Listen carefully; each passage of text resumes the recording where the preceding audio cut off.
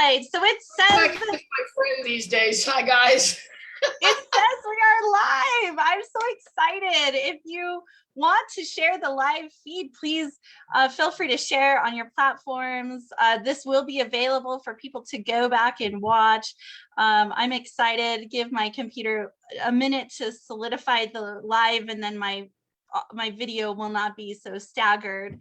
Welcome everyone. I am so freaking honored and humbled to be presenting to you today the original 10 poets from Red or Green Books. They are Matthew Mata Keene and his book Guanaco Binge. Where is my video? It is super lagged. All right, there we go. We got Matthew's book. We have Inspired by Actual Events by Kimberly Shaw. Give it a sec because my bandwidth is catching up. We have Before the Streetlights Come On, Fresh Linen. This is his book. We got Conversations with Grief, which is my own book. We have Seeing Home, Back to Me by Elaine Hill. We have Belly of the Snake by Denise Lyons. We have My Abyss, I Wrote Him Free by Poetcon Rasfaya. We have Epiphanies of the Soul by our very own Ma Dukes. We have Calamity by Elemental the Poet. And we have Swallow My Sparrow by Sarah Bellum Mental. These are the 10 poets to launch in the original 10. Unfortunately, not all of them could be here today. Fresh Linen is active duty military serving in Germany right now, helping Afghan troops. Thank you, Linen, for your service. We're going to send lots of prayers, good energy, good vibes for you and the refugees who you are servicing and your entire crew and your family. Thank you for all you do. Please be safe, my friend, and God bless you for your service. Sarah Elemental also mentioned she probably wouldn't be here. Otherwise, most of the other poets are here. And so we are going to go and have a good time today. We're going to go ahead and do readings. Each poet can talk a little bit about their book and sign. So if you're watching today, or if you'd like to get into the Zoom room, the Zoom links are posted. If you purchase a book during this show from one of our poets, they will sign it for you right here as if we were in a bookstore. It's so exciting. It's so thrilling when you have a book that's especially inscribed to you, and we will get that out to you. The poets, when they come up here, they'll go ahead and give you their cash handles, their websites, all of that good stuff. If you would like to purchase the entire collection of all 10 books, if you look at the bottom, quick glance, not enough for anyone to get the message. You got to buy the books, right? If you get the entire collection of all 10, there is a special Morse code message attached to the spines of each of these books, and it's very special. So you have to make sure you have all of them if you want to read that message. All of the books are available to purchase through the press. They're $130 plus $20 for priority shipping. So $150 will get you all 10 books plus shipping. I'm very excited to be offering that. My name is Marissa Prada. I totally forgot to do that introduction. Thank you all for coming and being here. I'm so excited to be leading this crew of incredible poets. So a little bit of history on how Red or Green Books came about. So Sarah Elemental, Ma Dukes, and I were talking one day, and I'd always wanted to start a press because I have a lot of literature that's not just poetry, children's books, screenplays, a memoir, many novels, full length that I've written. And so I wanted a place to publish them where I wasn't exploited, where I could make some money, and where I didn't lose the vision of the craft. And so I wanted to do my own publishing house. So when I met with Ma Dukes and Sarah Elemental, Ma Dukes was like, well, let's just do it all together. What if we all just launch kind of together? And I said, well, this is a great idea. Who else would we want to launch with us? And so we started making a list of our favorite poets, and that was just people who we had been exposed to early on in the COVID pandemic poetry online. And so we invited poets to come and publish their work. And as I built the publishing house, There's a lot of learning and growing along the way. So these 10 poets are the originals to help launch this publishing house. Their books are exceptional. The quality of their work is beyond what you could imagine from debut authors and debut collections.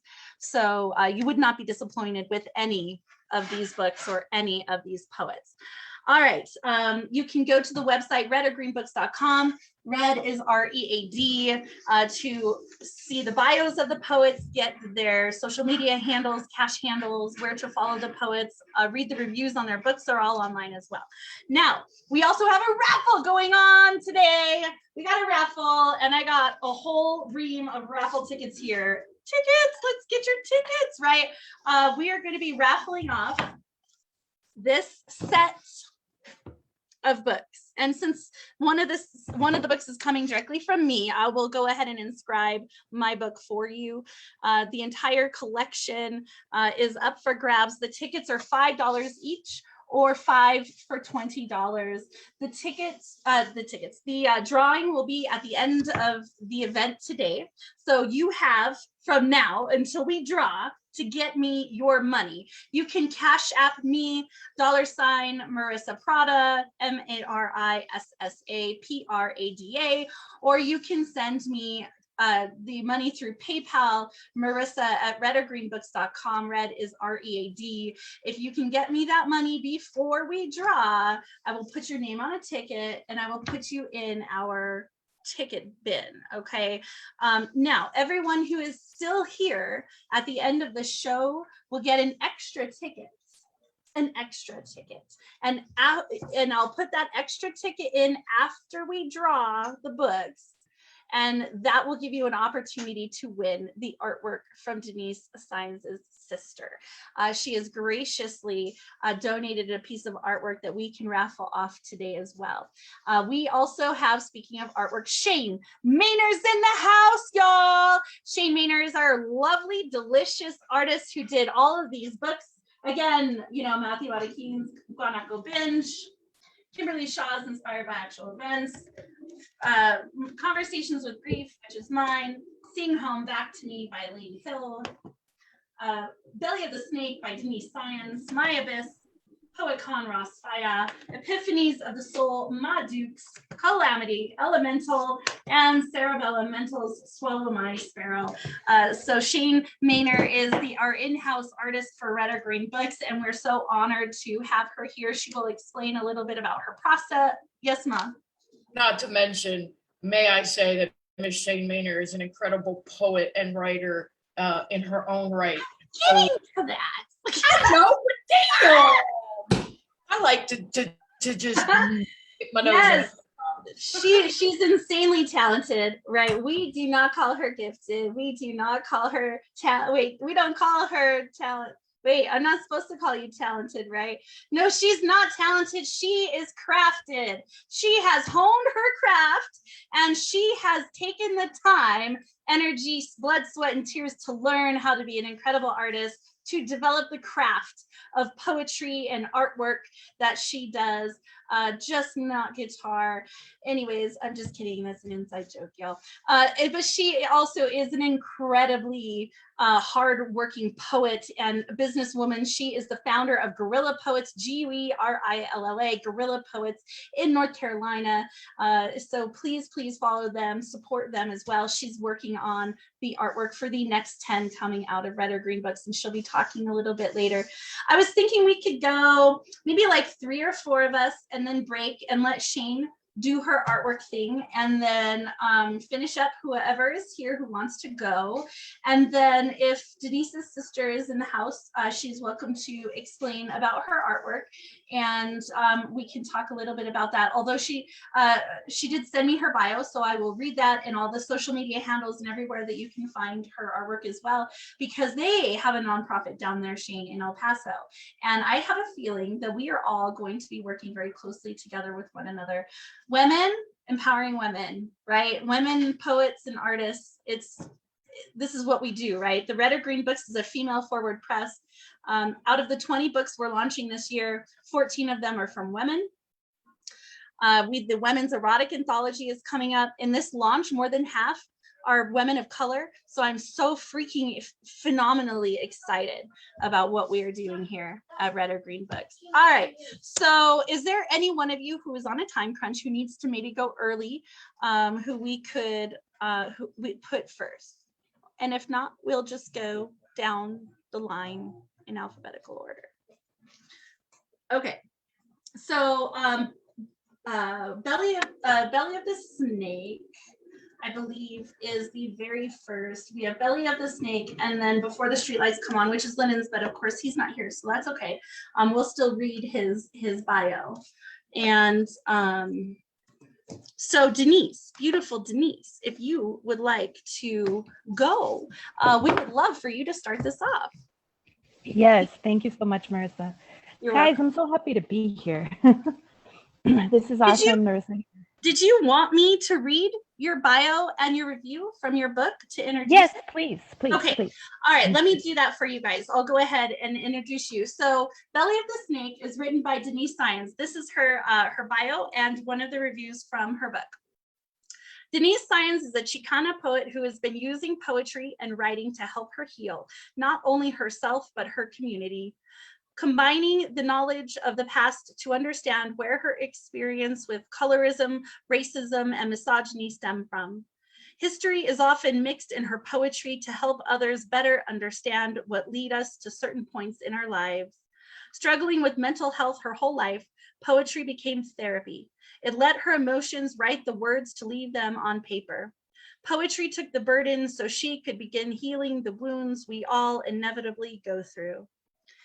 The review on the back of Denise's book is by Reina Munoz, who is an English professor at El Paso Community College. Belly of the Snake. No, I'm gonna be like Gwen Seaman. Okay. Belly of the Snake is a deeply personal self-reflection that touches on topics like sex, abuse, religion, and folklore. It's Chicanics, it's indigenous, it's feminist, and unapologetic. Each poem channels a pained yet fierce voice that shares the most intimate memories and experiences while reconciling others. Denise is a border poet who is not afraid to bleed on each page of her debut collection. Please give a warm welcome to Denise Lyons, everybody!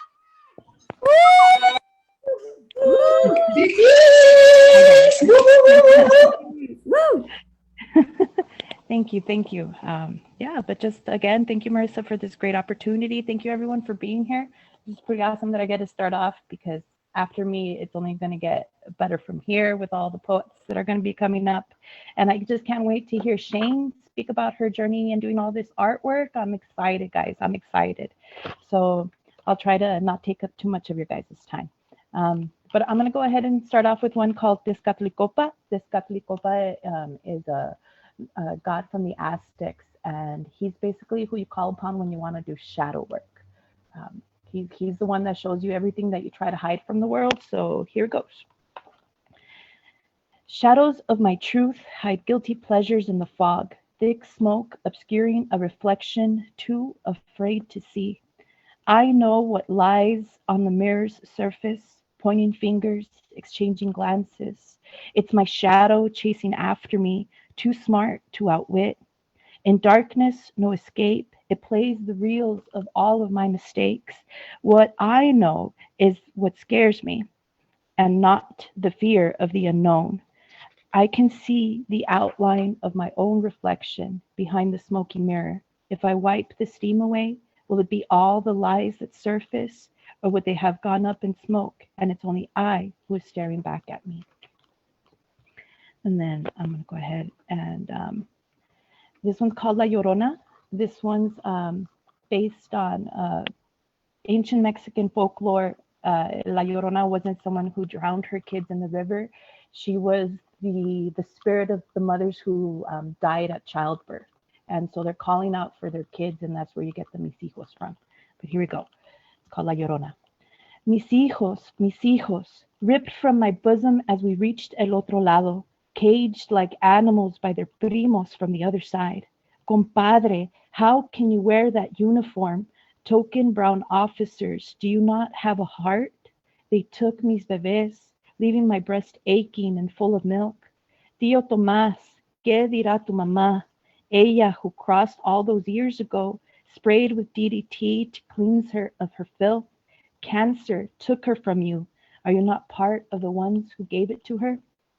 Mis hijas, they have given them to strangers, no paperwork to trace them, trafficked along state lines, a worse fate than death. Mis hijas, mis hijos, thousands of forgotten souls with no one to love them, cast like pearls to swine. I cry for you. Mis hijos, mis hijas, I wish I could die for you, that my llantos and sacrifice could only save you.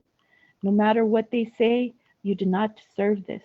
Son inocentes, mis críos. No matter what they say, this is not their land. You are native to this soil.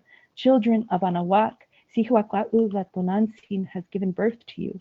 Before they came and ripped all her children from her bosom, all she could do was cry. ¿Dónde están mis hijos? ¿Dónde están mis hijas? Campacá no cocone, campacá no xihuaconetel. Thank you. Ooh. And then, so as you can see, it's about really different things that are just personal to me, but this one's kind of like telling you about my story, and it's called PIP. Pocha, India, puta. 3 words used to define me. I'm a centerpiece. Pretty for a dark-skinned girl. Ooh, say that in Spanish, girl. I was too dark to enjoy the sun, not thin enough to be beautiful, too strong-willed to be loved by mother. I was spoon-fed misogynistic ideologies. God, the church, the men in my family always came first. I'm a pocha, one European language replacing the other. I cut my mother tongue, lost my accent and my patria. Soy India sucia, because the brown won't scrub off when I wash. I've cut off the bump on my nose just to spite them. It hurts, not because India is an insult, but because people think that it is. I'm a puta. Mother has always said I was. Blamed for the advances of men in my youth, promiscuity gave me control of what others took freely. Gastada, fruit too bruised to eat. I love myself. 3 words I say proudly. 3 words I wish I could have learned sooner. 3 words I wear like armor against adversity. Thank you. And then just to, I'm going to just read 2 more. This one's Pachuco. This is about my hometown, El Paso. And yeah, let's get into it. ¿A dónde vas, Conejo Blas? Pues Pachuco. Chuco Town is a mirror of myself, an international trade route for thousands of years, conectando la gente del Águila al norte y la gente del Condor al sur. Here is where they traded knowledge, economies, and culture. El Paso del Norte, donde la conquista nos volvió mestizo, connecting colonization from north to south. I am my land and its ever-changing people that make everlasting change. Mis abuelos lived in the sister cities, in Texas, where we barbecued every other Sunday while watching football, in Chihuahua, donde comíamos antojitos, flautas, y escuchamos los mariachis que caminaban por las calles. Spending hours crossing the border, but filling our stomachs with elote en vaso, papitas, y cacahuates. I am the food that fills me, for these tortillas were made by my grandmother's hands. Mis abuelitas que me persinaban cada vez que decíamos adiós, blessing me with the love of their faith, la fe que nuestra cultura siempre estará con nosotros. Pues, ¿pa dónde vas, güey? Pues Pachuco, where the rich live in the hills, y luego Pajuaritos, donde la gente humilde vive en las lomas, where my heart lays between 2 countries that make me who I am, where the language of Galo was born, porque no podemos recordar la palabra en English y we forget the words in español. Entonces los mezclamos como nos mezclaron a nosotros aquí en mi pueblo, here where we cruise down Scenic Drive and off-road at Red Sands, donde nací entre 2 mundos que se hicieron uno, united in culture and food. ¿Y tú? ¿Pa dónde vas?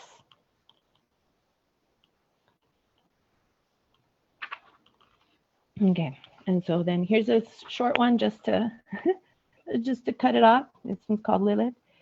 Since the beginning of time and for most of my life, there have been strict rules for being a wife. Our womb a prize rental space. Men are born from this place, yet it's continuously defaced by small, insecure pricks who don't know how to use their dicks to give their wife pleasure. Instead, they only know how to pressure their wives to become rags. Yet we just become nags because insecure men never lift a finger and the resentment lingers. We don't see you as a man, even when you hit us because shit just hit the fan. We see you as a child throwing a tantrum who will never find use for a magnum. Maybe a finger cot would be better for your microscopic cock. You say your wife must clean, cook, and with their pussy smother, but it just sounds like you want to fuck your mother. Thank you, guys.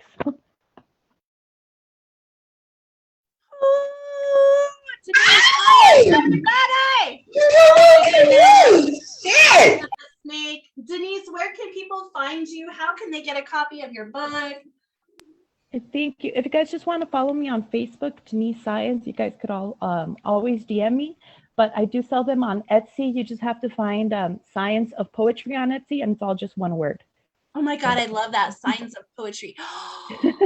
That's freaking brilliant, Denise. Yeah, thank you. My kids always comment that they want my last name because they want to be scientists too. Yes! So Oh, I love that. Yes.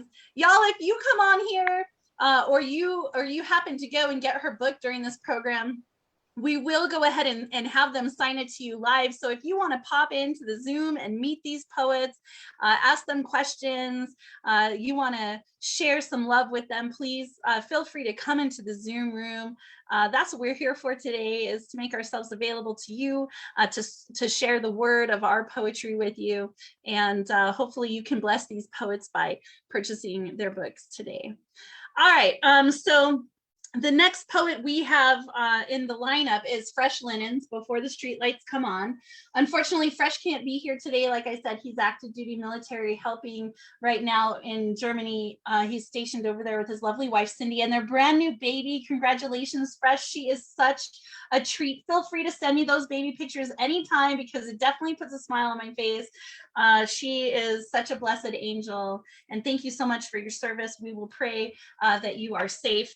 I will read you real quick his the review from his book, and he's just absolutely an incredible poet and spoken word artist. This first review is from Dr. Ortiz O.T. Porter Fisher. He's an international psychologist and author of Dear Anonymous Friend. Dr. Ortiz writes, poignant, prophetic, prolific, every man and woman or person can identify with the emotion in Fresh Linen's writing. Before the Streetlights Come On allows you to engage your feelings and reflect on what it was like to be young and learning to navigate the world on your own. And then his bio, short bio, which is on the back of his book, reads, George Linen Jr., aka Fresh Linen, is a New Jersey native currently serving in the U.S. Air Force. He often performs and hosts events with his team Return to Cinder. That's Return, the number 2, Cinder, C-I-N-D-R. Fresh Linen's work is featured in the Message Sent e-magazines, the Love Letters to Gaia anthology, and the Armed Forces Network, and at TEDx University of Essex. His website is freshlinencreates.com. And in honor of Fresh Linen and his service, I will read a poem from his book. It was kind of randomly chosen. It's so, you know, it's a nice big book, lots of poetry in here from all sorts of topics. So this poem is titled Color Me. Color me empty. Sunshine don't feel in my smile no more. My reasons for joy are stored away in my memories, alongside pictures of friends that feel like enemies. I can't tell if they are really for me, but anxieties applaud my contemplation. Is death at the door, or is it just the landlord? I pedal this bike through the forest. Flowers have the courage to bloom. What are they so proud of anyway? My melancholy becomes written on every flower petal that flies aimlessly through my rain cloud. I communicate better with ants that don't have the time to judge me. My dogs listen to me complain because I sound like their mother. Color me full of misery on reverb, loathing on excerpt, mirror on distort. My mental illnesses are closer friends than the ones I'm in my missed call log. Y'all don't get it, but at least this love letter to death might get his attention. I don't want to die. I just want to see if happiness is truly on the other side of my eyelids. Till then, I'll draw this smile and color me happy until I run out of crayons. I can tread water, but I fantasize about how long it would take for someone to notice me drown. Our parents were raised in hard times. We saw 9/11 and lived the aftermath. There was no free counseling. No wonder we're all a little depressed. Don't mind me. I'll shut up and color. He's incredible, right? Fresh, I hope I did your book justice, my friend. Again, before the streetlights come on. Poetry by Fresh Linen. His website, freshlinencreates.com. His book is available for purchase, $15, 15. I'm not sure what he's doing for shipping and stuff, but please get in touch with him. And if you would like to purchase the entire collection from the press, it is available to you for $150, including shipping, and that is redorgreenbooks.com. All right. I did not see Elemental come into the room, so I'm assuming he's just not going to be here today. So I guess I'll do the same for him since he can't be here. His book is Calamity, incredible rendition that Shane Maynard did of him. She actually took a poem and she included it in the outline of his work. So let me just check my messages real quick in case he said he was coming later, and then I don't want to do it if he's coming. Okay, well, he didn't say he's not coming, so I'm going to press pause on that. I'm going to press pause on that because it's way better coming from him. I can't do it, Elemental. Right. All right. So we'll just kind of sidebar him and let him go. And I'm going to let Ma Duke squeak in front of me because I'm doing a lot of talking and y'all don't need me to read yet from my book. So Ma, do you want to go ahead and I'll read your bio, and I should probably send him this link, although he should have it. But, you know, we'll just figure it out. But here we go. So, Ma, are you good to read next? Sure. Okay. All right. So this is Ma Duke's book, Epiphanies of the Soul. Again, artwork by our lovely Shane Maynard. It's so beautiful. This is her bio. This is her bio and her I have little children with sad faces in here. All right. So this is her bio and the review, one of the reviews on her books. Okay. Deanne Hill, Ma Dukes, is 54 years young. She has 3 amazing adult children and 6 wonderful grandchildren. Ma Dukes has had a love affair with words for most of her life. Writing started in school, but she has, only in the last few years, started putting the kind of passion into it that words deserve.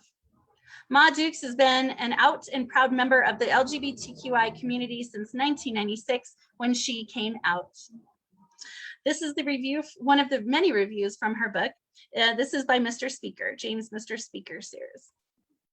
When you read Epiphanies of the Soul, you will learn that the only thing that matters is your heart.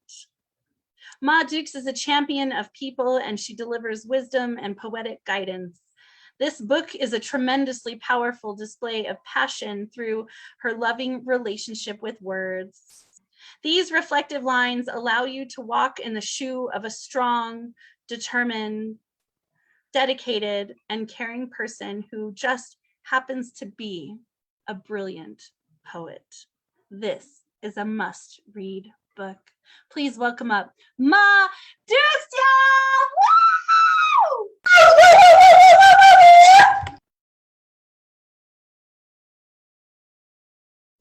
I love you guys. Thank you, Marissa, for that.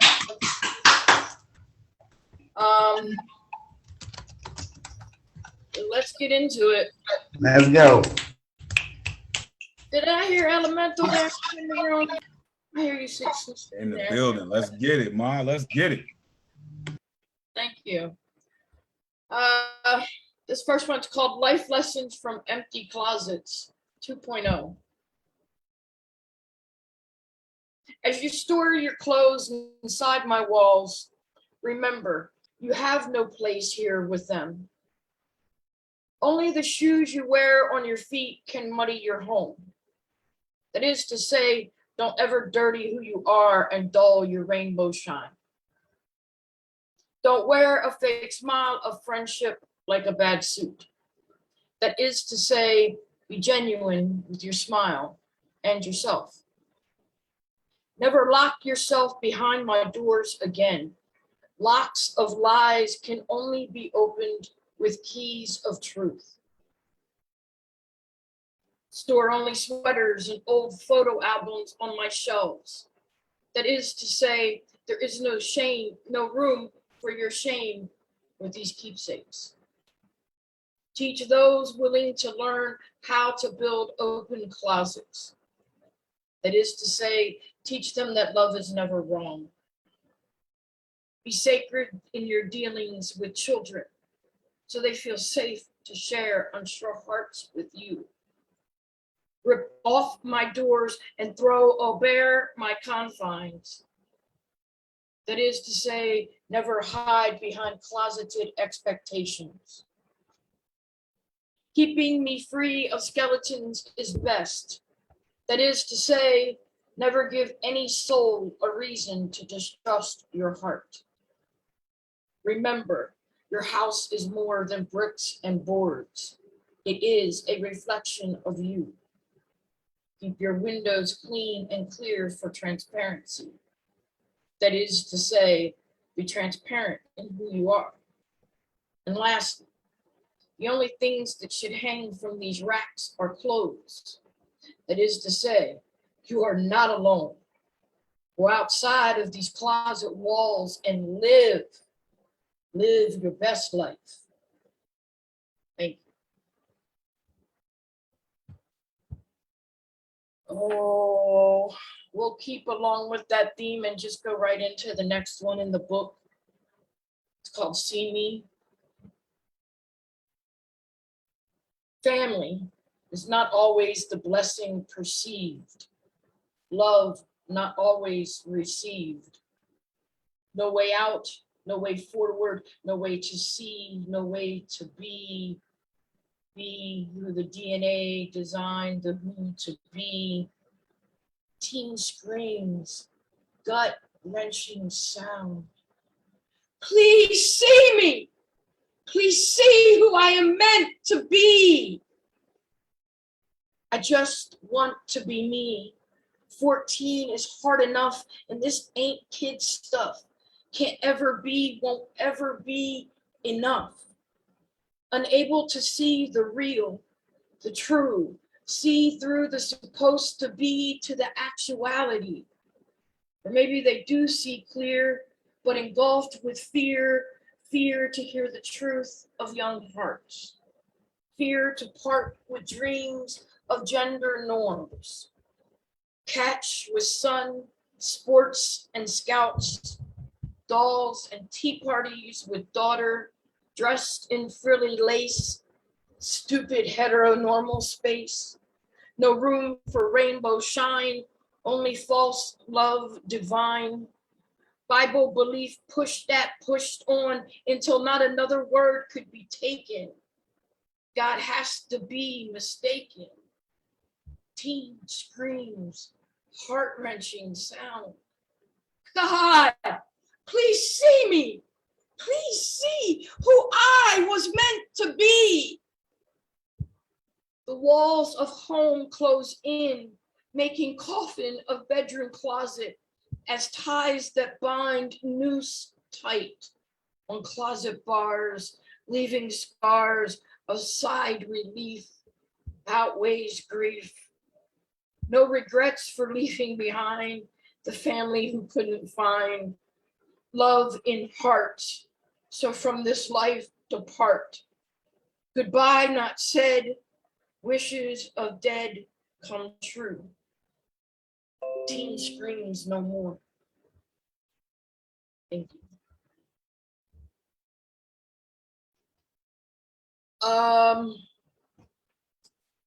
Thank you all. Titles. This poem is called An Open Letter to Anyone, to Everyone who has ever questioned my femininity. Remember, clothes don't make the woman. Just because these hips are clothed in men's jeans, they are still capable of giving birth. Or this poem is called God Don't Make Mistakes. He made me just the way he wanted me to be. Wait, I think I will call this poem an ode to homophobes, those who can't understand what they fear and fear what they can't or won't understand. Or a shout out to Christians, those who use the Bible to call me a sinner, an abomination. Or this poem is titled, No, I am not sir, dude, or bro, but I will rock the hell out of your clothes while raising 3 awesome kids. Wait, I got it. It is called A Portrait in Being My Authentic Self. Subtitle, Lessons in Self-Love and Expression. No. It's called I Can Clean Your House, Bring Home the Bacon, Cook it up perfect, and change the oil in your car. And you're damn right, all in the same day. Or it's called Let's Tear Off All the Labels and Just Love People for their character, not whether they look or dress like their gender. Hold up.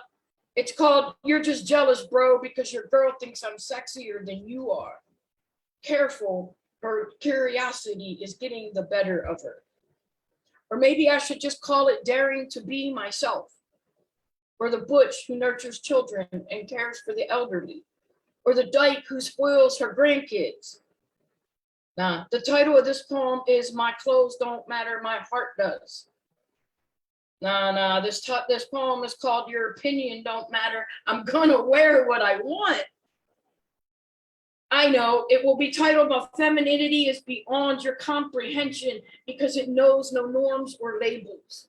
Because I am authentic as fuck. This poem is called I Don't Need Your Approval to Be Who I Am or Wear What I Want. You see, I am a dope ass woman who doesn't need a skirt or a dress or makeup to be female. This poem is called Your Insecurity is Showing because obviously you need someone to hate because you can't admit you hate yourself. How about I call it You Walk a Mile in My Shoes and I Walk in Yours. Wait, I take that back. You couldn't walk a damn foot in mine. I think I will call this poem Love is Never Wrong. Besides, it isn't any of your damn business anyway. Actually, I will just call it I Am Woman. Hear me fucking roar. Thank you.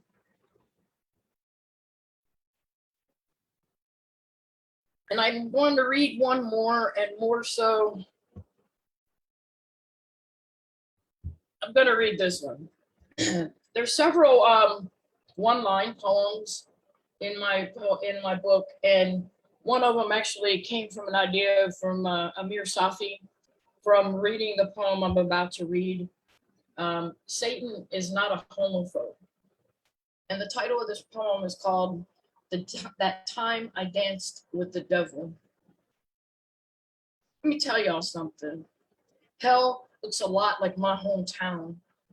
Every corner store filled with childhood tormentors, every bar lined with my abusers, streets littered with my broken dreams. I have walked these streets all my life, swam in the river of shame. Did you know the devil has his own swimming hole? It has the deepest hole and the best swing and is ice cold. Funny that. I thought he would like hot water. He calls it a tonic for his hot temper. He has a deep baritone laugh that rumbles like thunder. So sometimes I find myself hanging out with Satan and his minions.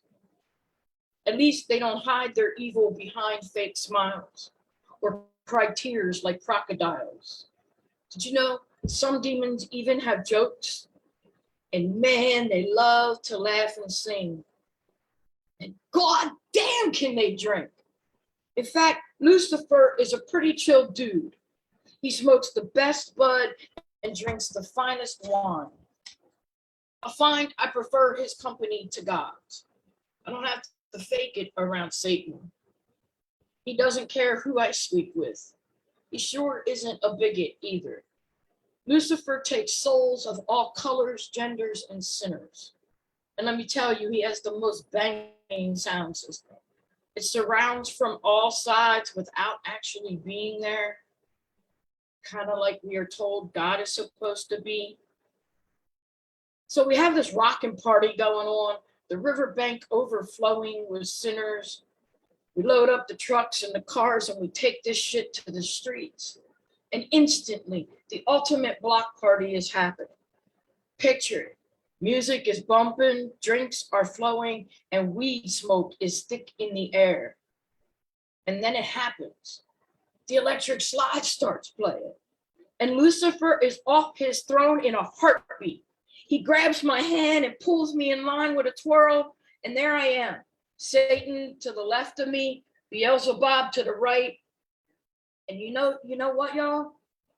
I wasn't one bit scared. Because in that moment, hell felt just a little bit like heaven. No fighting, no hatred, no bigotry, just a bunch of sinners having a good time. I could never imagine this party on the golden roads of heaven. Could you? Could you see God doing the Macarena? I don't think so. But Satan had that shit down pat. Some trap music instead of harps? Nah, God ain't having it. But as the party raged into the wee hours of the morning, I saw Lilith and some of the other fallen angels, cast-offs from heaven for defying God. Pretty cool peeps all around. Not really the demons they are portrayed to be. So let me tell you, Satan isn't so bad after all. He is just another sinner looking for a good time. And maybe hell isn't a horrible place to go. I mean, hell, y'all, it's a lot like my hometown.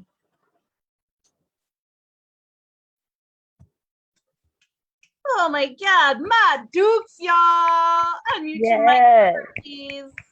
Thank you. Do I have time for one more short one? Always dope, my Dukes. Always. Love you sharing your story. It's so fucking valuable. I appreciate you so much, my Dukes. Truly. Thank you, Elemental. Do I have time for one more short one, Marissa? Wow. Yeah, we'll do one more short one and then we'll bring up Matthew. Okay. This one's called Confessions. Confession. I am a lover of storms. Thunder, lightning, rain, hurricanes bring me joy. You see, I have weathered so many storms, I have made them my friends. They became the friends who washed away my darkness as they sat with me through their own howling winds. I have run through raindrops and danced with their spirits. Thunder has sung me a lullaby as rain rocked me to sleep. Lightning reached down to hold my hand while I cried tears that racked my soul. Tornadoes blew the heartache 5 counties away, and it hasn't been seen since. As the hailstones knock on my window like a long-lost love, the sound of thunder pounding comforts my mind as it reminds me of mother's heartbeat. The rain like a gentle, awkward kiss from my first love. Blizzards have blanketed my heart through a winter of solitude. Spring rains washed away the pain of my sins. Sweltering summer heat feeding humidity to the clouds to rain down again and again. Thunder, lightning, hurricanes, tornadoes. They feed my soul. They were friends to me when all the humankind left me. Yes, I am a lover of storms, and they are a lover of me. Thank y'all. Appreciate your time. My fucking Lightning. Lord have mercy. Wow, wow, wow, wow, wow, wow. That's Ma Dukes' Thank book, you. y'all. Epiphanies Thank of the you. Soul. Epiphanies of the Soul by Ma Dukes. It's sorry, the green screen. It's poems by Deanne Hill, aka Ma Dukes. Where can people find you? How can they get your book? All that good stuff, Ma. I put it all in the chat and of the Zoom and the live feed. You can find my book on my website, Ma Dukes the Poet. You can find me on Facebook on our page together. The Word is Right. Check out upcoming. There's a new show every other Tuesday that I'm going to be putting on, as well as some of my other beautiful co-hosts in here. How many do we have in here, Marissa? Like Ray Jane got her show going on. So Ray Jane does the last Friday of the month, which is amazing. Right. Kimberly Shaw is going to be toggling with you on Tuesdays for the LGBTQ forward open mics that we do. I'm hoping Khan comes on to do some fun stuff Sunday. Poet Khan's going to be leading the parental guidance workshop. It's a kind of a check-in, right? Parental guidance check-in. It's for parents to kind of check in with each other. How are you doing with the back to school and COVID and family and friends and love and all of that stuff? You know, how is your writing? And she's going to be leading that workshop on Sunday. So we're very honored to count her amongst our family here as well. So yeah, there's a lot of stuff tonight at Word is Right. We have Finn Hall from Scotland and Kathy Carson from Ireland. Those two poets are phenomenal. I mean, if you have not had the chance to get exposure to a lot of the poets overseas, please come to that because we're bringing you the best of the best for a free show tonight at Word is Right. So yeah, definitely. Okay, so we're gonna bring up Matthew Marakin. I'll go ahead and introduce his book and this poet. Then we'll take a quick break. We'll let Shane come up and talk a little bit about the artwork and the process and her craft, right? She's a craftsman. Don't forget, we have tickets available. We're going to draw for all 10 of these books we're drawing for at the end of the program today. If you don't have a ticket, they're $5 each, or they're $5 for $20. You can cash at me or PayPal me. All that stuff is in the live feed. If you don't know how to do that, then message me, please, or get your ass here to the Zoom room and ask me in person.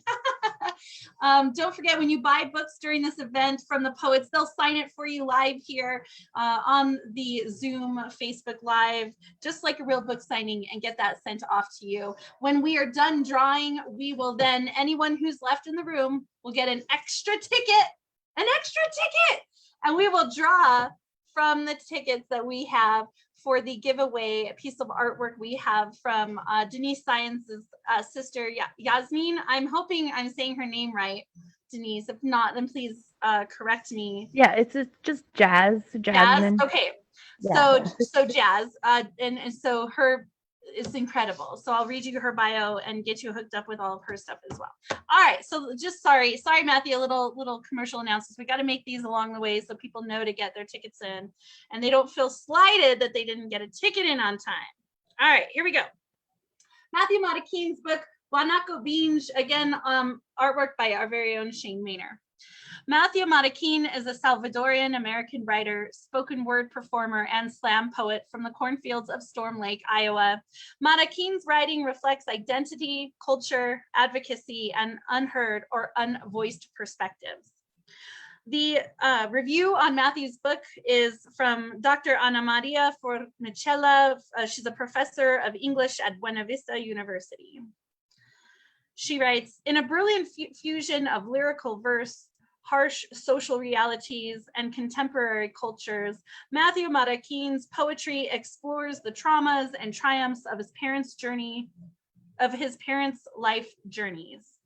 Guanaco Beans, as the title suggests, depicts the intersection of Salvadorian and US culture where beauty and pain coexist. The stylistic inventiveness, and raw emotion on these pages make for a truly powerful and inspirational reading experience. Please unmute your mics. Welcome up Matthew Monacky. Woo, woo, woo, woo, woo, woo, woo, woo, woo. Thank you. Sound doing okay? My mic's been iffy lately, so gotta check that first. Yeah, my book Guanaco Binge. Get it now. I'm gonna start off with just the opening to the book because I feel like the rest doesn't make sense unless it's one of those books that you just kind of have to read through, you know? All right, this first one's called Netflix Previews. Let's start the newest Netflix series. Two main characters. They don't know each other yet. Boy and girl, I call them something else, but you call them aliens and spics and illegals and cerotes and plenty of other things. For now, let's call them boy and girl. Let's make them try to thrive like lightning-struck trees that still grow leaves to feed their well-done bodies, grilled by the fate of the heavens, because it doesn't give a shit how many years you need to grow, because you need to be strong right fucking now. Let's force the boy to shed his skin and grow fur out of his ears to become an animal that licks moonlight. Let's make the girl a woman. I could have had more, but just put the things women face today and place her somewhere 10 times worse, and you already have a gruesome tale, not because she's a woman, but because of what societies do to women. Let's make them smart as fuck, but in survival mode 24/7, so they'll never get to do anything with it. Characters still not compelling enough for you yet? Fine. Let's make this a documentary instead, on History Channel. Let's also make them my parents. Thank you. That's the first piece. That was Netflix Previews. Yeah, so when writing this book, I always get asked, what does the title mean? Or also how to pronounce the first word. Guanaco binge. So guanaco is actually like basically a cousin to the llama, you know? You can see it right there in the title. And it's also what they call a Salvadorian person. So Shane did an amazing job in encompassing, you know, El Salvador in the background with the national flower, the flor de isote, the mountains and the water that's also shown on the flag of El Salvador, and also, you know, the guanaco.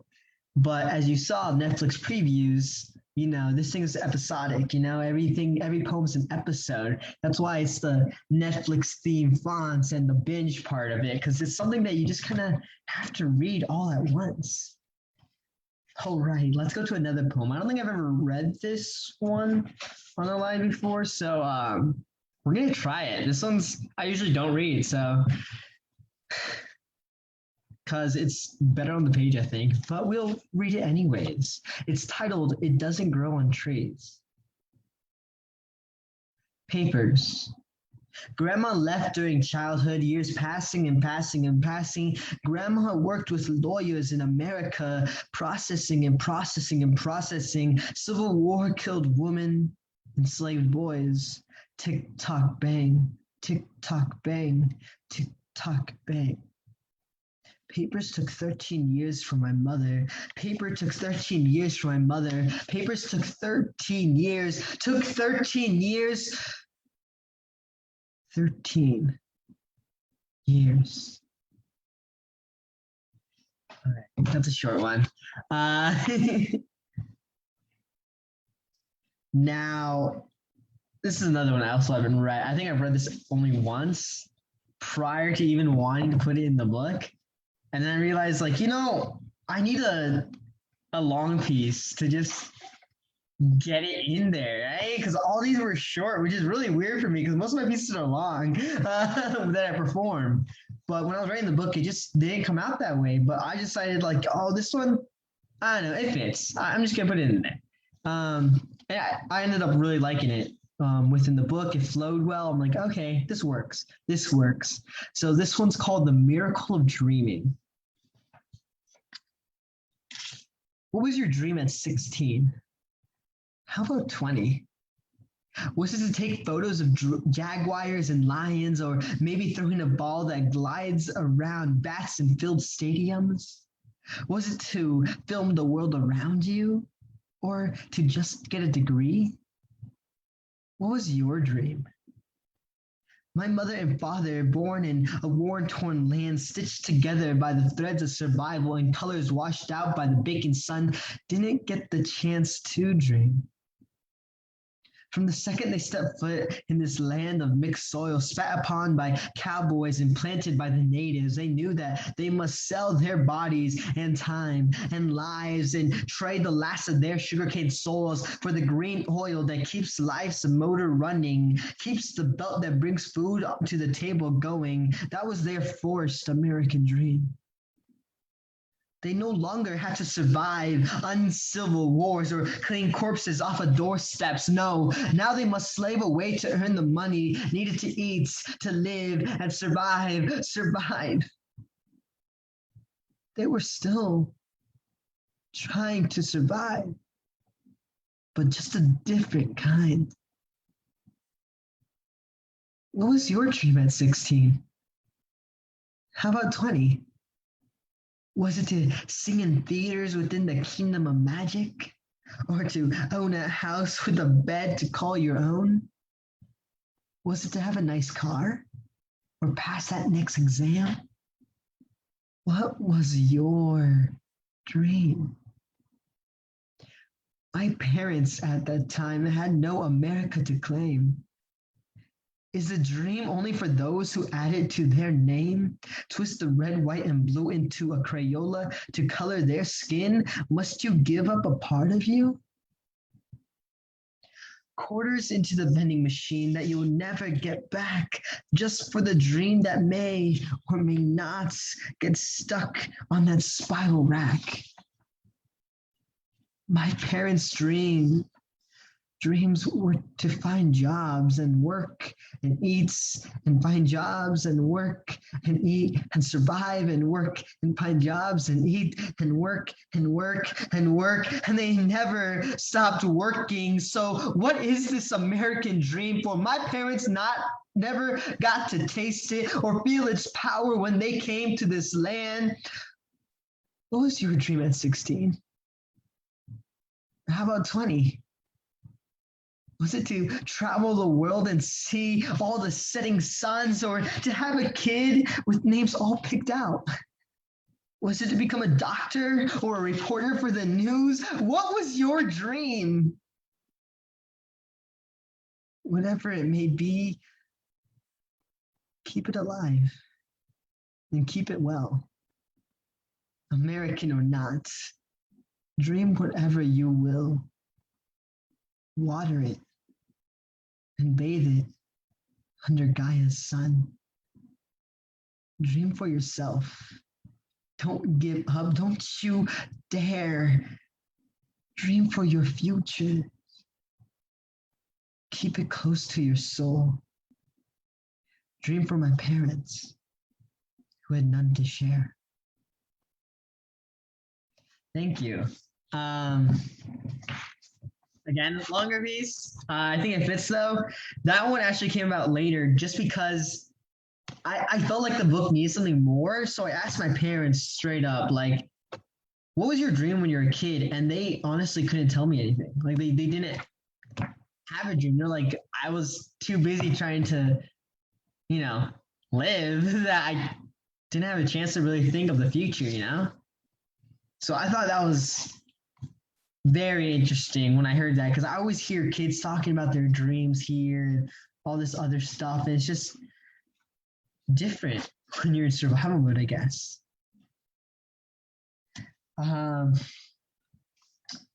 Let's see, how do I want to end this? Let's do two more. No. Yeah, let's do two more. This one I like doing a lot. This is like a favorite to perform. It's short, it's nice, it's sweet. It's just kind of fun. I don't think I even need the book for this technically, but I'm going to use the book anyways. From 1991. Again, one of my favorite pieces. Just because I think it's so funny. I think it's just funny. I really like the humor in it. All right. From 1991.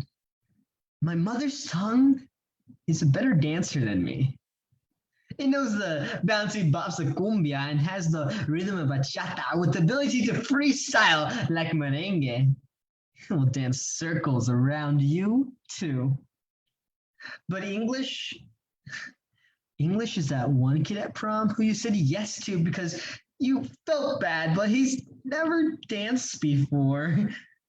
All he does is step on your toes, wiping snot away from his face, spitting out random facts, trying to sound cool, and goes in to kiss you after that awkward slow dance. So you push him away, but he just won't let go. That's English.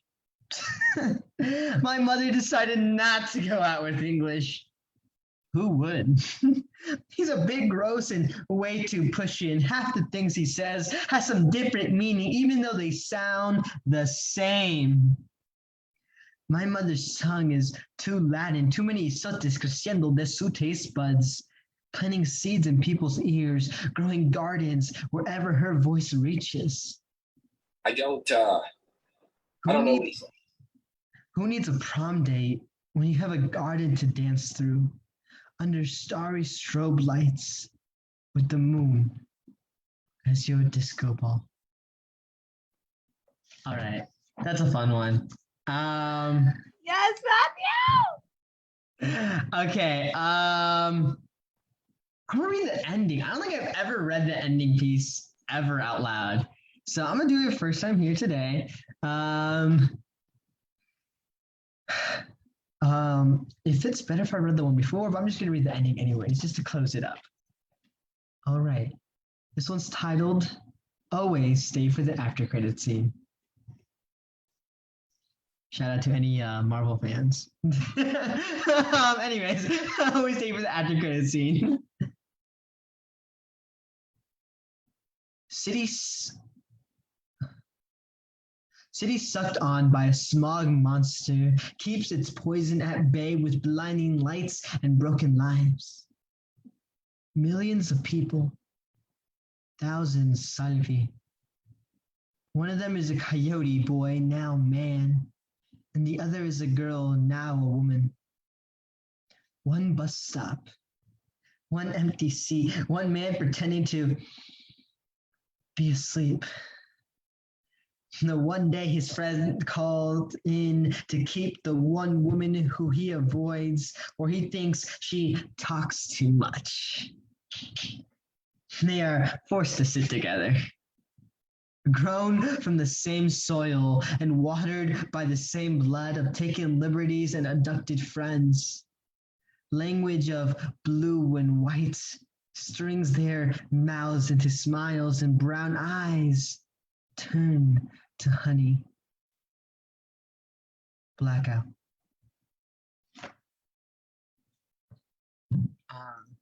That's a nice one for the ending. It's Yes, everything Matthew. here beforehand. That last one kind of shows a little bit of how my parents met, their first encounter with each other, and yeah, that's the book. That's the poem. Yes, Matthew Marroquin, everybody. This book, Guanaco Beans, available. You guys unmute your mic for Matthew, please.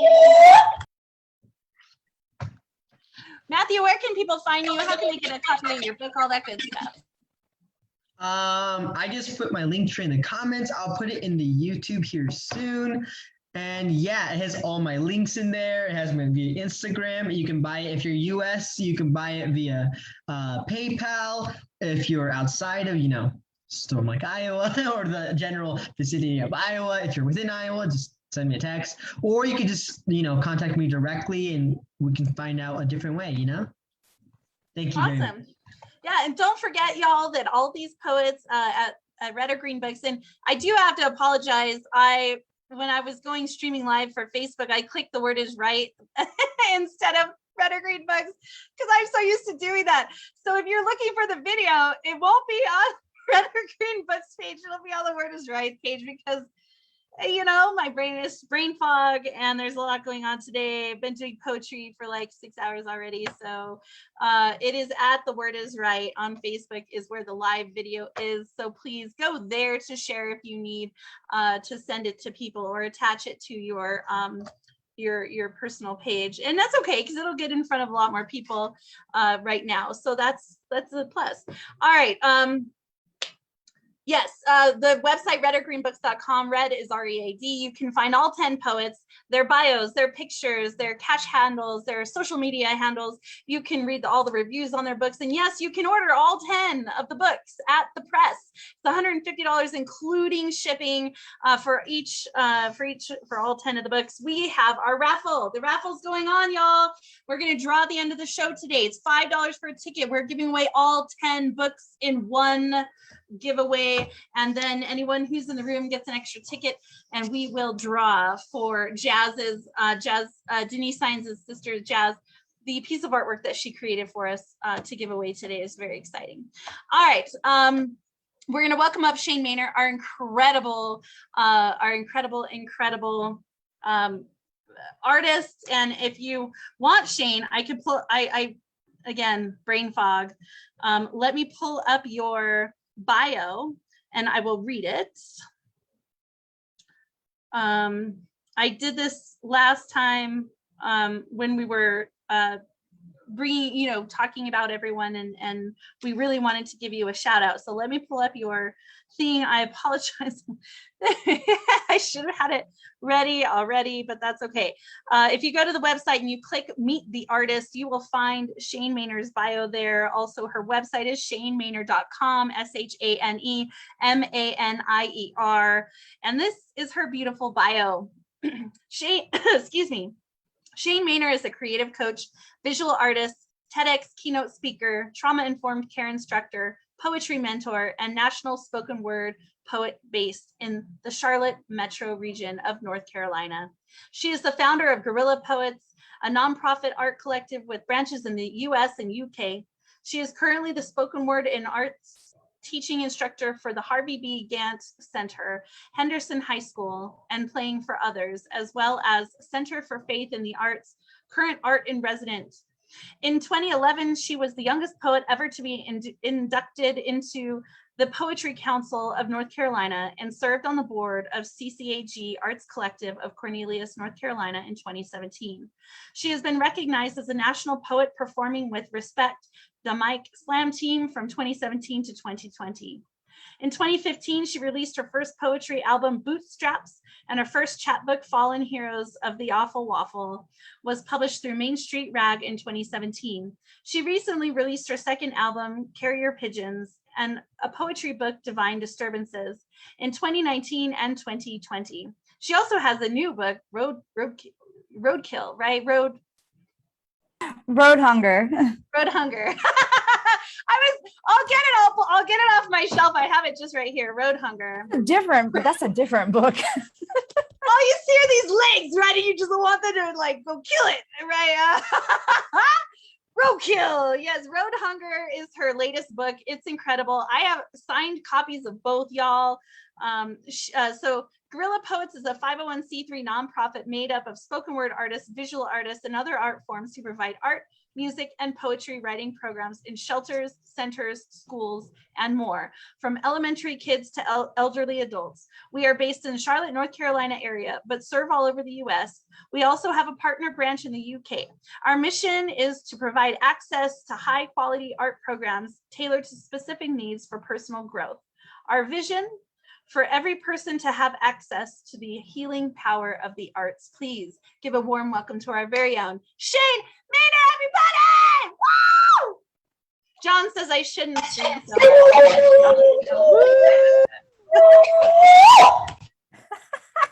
Thanks y'all so much. Yeah, thank you for letting me speak to a little bit about my process with the art. I think that's really cool. I don't really get to do that. I usually, if someone wants me to speak, they want me to do a poem, and so this is really cool that I get to just talk about the art. And just kind of geek out on that. I love this process. I love talking with the other poets, even if it's briefly. It's so funny because I was like, at the beginning of this, I was like, now listen, I ain't gonna read all 10 of these books, but I found myself totally like diving into y'all's work and just really being grateful for that. So I'm so blessed that I get to do that. And one of the reasons why is whenever a poet reaches out to me, because I'm also in the process of doing some poetry book covers for several other poets as well. Some of them are my clients. I do creative coaching, so I help artists of all types and even other coaches start their own business and do this full time, which I've been very blessed to be able to be a poet and an artist full time for 4 years now. And so if you want to do it, I'm telling you, it's possible. It is totally possible. I am proof of that. So the first month I made double what I made full-time as a graphic designer. I knew it was possible, and I cannot go back to a 9-to-5 now. I will not now that I know it's possible. So please, if that is your dream, reach out to me as well. And also, to find a way to make it happen. And I know plenty of people who can help you make that happen as well. It's not easy, but it's worth it. So when I reach out to a poet about their book cover and I get to, really explore like that poet's voice, right? I feel like every poet has their own unique voice. And so there's a certain way that the artwork can flow depending on their voice. Like, for example, Marissa, the picture that she had sent me to do her cover, she sent me several. And the one that I picked was one that was very direct, right? Like if you look at the facial expression of her friend, it's looking at you dead on, right? And Marissa's work is very much like that. Marissa's work is very much, it's direct, and you're gonna get these words, and I'm gonna uppercut you in the heart, and you're gonna take it like a champ, Poet Khan, beautiful, beautiful, inspirational poet. The cover of her book had, she had sent me different angles of her head. And this angle right here was just so perfect because it totally spoke to the glory in her voice. Whenever Poet Khan, whenever I hear her or I look at her work, there is something holy and glory filled in it that I just felt like that bow of the head. It's like there's a humbleness to it, but also there's a power in it, right? And that's how I kind of view like glory, right? And so I take these things into consideration. I take the poet's personality into consideration as well as the themes in the book. And I try to mesh those in like this beautiful marriage of personality as well as the themes that are in the book. And so that's like my process. And right off the bat, usually when I hear a book title, my designer brain starts seeing images, right? Like how can I convey to the audience the meaning behind this book, right? My years and years and years in logo design and things of that nature has helped me, all different types of design elements too, like balance on the page, shape, form, color theory. All these things contribute to how to convey that message through the cover. A lot of people say don't judge a book by its cover, but dang well, if you're in a bookstore and you pick a book up, you are secretly judging that book by that cover. And sometimes, depending upon how ratchet that book cover look, you might not even open that book. You might just pass it by. Unfortunately, that is the case for a lot of people, especially if you want your book to be accessible to people who may not read poetry, right? So it's a disservice to have, kind of a shoddy book cover if you want to expand your reach and get a higher outcome for that book so you can hit those revenue streams you're looking for. For example, the book that I just released, Road Hunger, y'all, hardly any poets bought this book. You know who bought this book?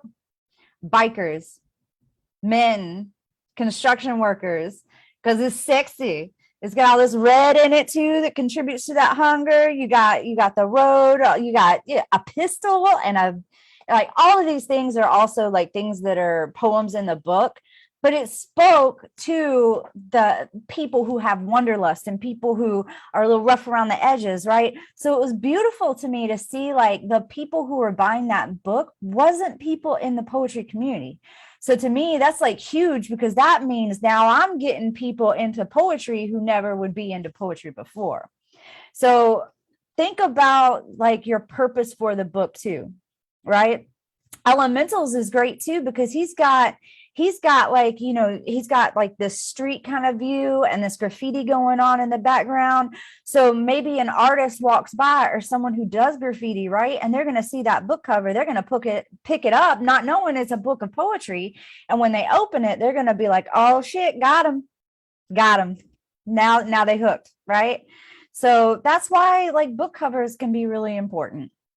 And I love speaking with the poets about their vision too, because I want to honor that as well. I love to honor the poet's vision too, especially with this next round of books. We have a few that already had like a vision in mind, and I got excited about that, because then we get to build this really beautiful relationship between the artist and the poet, and make this magic happen together, and it becomes a co-creation. And it's just such a beautiful journey, and I'm just so grateful. I fully 100% support Marissa and everything that she's doing. I think that we need more platforms, period. Whether that's more open mics, whether that's you know, experimental like shows that involves poetry. You know, if we want to take this seriously as an industry, then we need more people building that industry and taking it seriously, right? We have to be examples for that. And especially with, you know, being women forward. As a poet and an artist, I can go ahead and tell you, I have sat down with editors who tried to touch me inappropriately during the meeting. Not cool. I have a whole blog about it. It is hard being a woman in the poet scene. You know, if you've been in the scene for a while, no matter, you know, what state you're in, you'll know that there are certain people who have been called out for not being safe. You know, so the more platforms we have that are women forward, the better, so that we can start taking control of our own spaces and providing those opportunities for women, and so that they don't even have to question going in. They don't even have to question it going in, you know. Unfortunately, we're still dealing with this. So, but we're, you know, the good thing is that we have platforms like this, you know, and that we can continue to build those spaces and hold those other people accountable, right? And back each other up, so that we feel safe holding those other people accountable. So it's a beautiful journey. I support Marissa, and I'm just so thankful to be here with y'all. I love your books. I'm so proud of every single one of y'all. It is so important. And please keep writing and sharing your work. Someone somewhere needs to hear your story. So do not be afraid to get your work out there. I will give you a promotion tip before I get off here, because I want to just dump that and pour into you, right? You will think that you are getting on people's nerves by sharing your book on your social media. You will feel like, oh my gosh, I'm posting this again. You know, you're not getting on anyone's nerves. I think it's like only 15% of your friends list sees your news feed. So you have to keep posting. No one is ever going to get mad at you for continuously talking about your book, to continuously talk about your book. Please keep posting. All right. Just think every time that you post, you're doing a service to your community. Okay. Because you're not selling like a broke down car and trying to pull one over on people. You're gifting a part of yourself to the world. So please continue to share your work, because every single time you do, that's another sale that can happen. Okay. That's another person who could get your work in their hands. And please comment on each other's posts. And I will say this, every time you comment, it boosts that post back up in the news feed, so you get more opportunities to reach more people. And if you use the emojis instead of just the like button, especially the new ones like the care the care one that has like the smiley face holding the heart or whatever. If you use that, then Facebook deems that post more important, and it'll pop it up even higher in the newsfeed. Okay, so learn the algorithms of social media so that you can beat the system. Okay, it helps. It does work. It totally works. So comment on each other's posts. Use those emojis. Okay, I support y'all. I'm happy to be here. Thanks. Thank you, Oh Marissa. my goodness, Shane Maynard, y'all. These are her books, Divine Disturbances.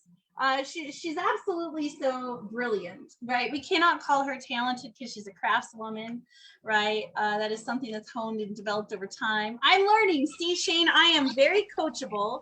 I am learning these things and applying them. I promise, right? I am not above growth. I can grow like a weed. And it's just absolutely incredible. And then, of course, Road Hunger. This is a book, right? This thing is so big. Make sure, please, that you're supporting one another. There's nobody else I want to be on the journey with than the 10 of you. Absolutely. I could not do it without all of you saying yes. So thank you so much for saying yes. And to Shane's points about marketing and networking, right? This book, we are no longer amateurs, right?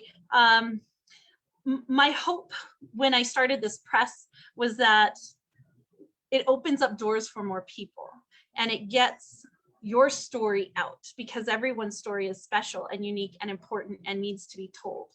And so if I had a coffee shop, right, I would expect the majority of my friends or family to come and buy one cup of coffee or 2 cups of coffee in my coffee shop, right?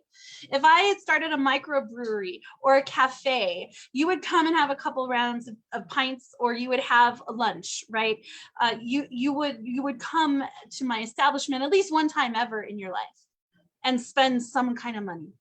So I'm asking all of you who are watching live and everyone in the room, please support small business, because each of these poets now is their own small business, and their books are worth the $15 it's going to take you to bless them. And I promise you, you should probably just buy 2. When I buy books, I usually buy them in 2s.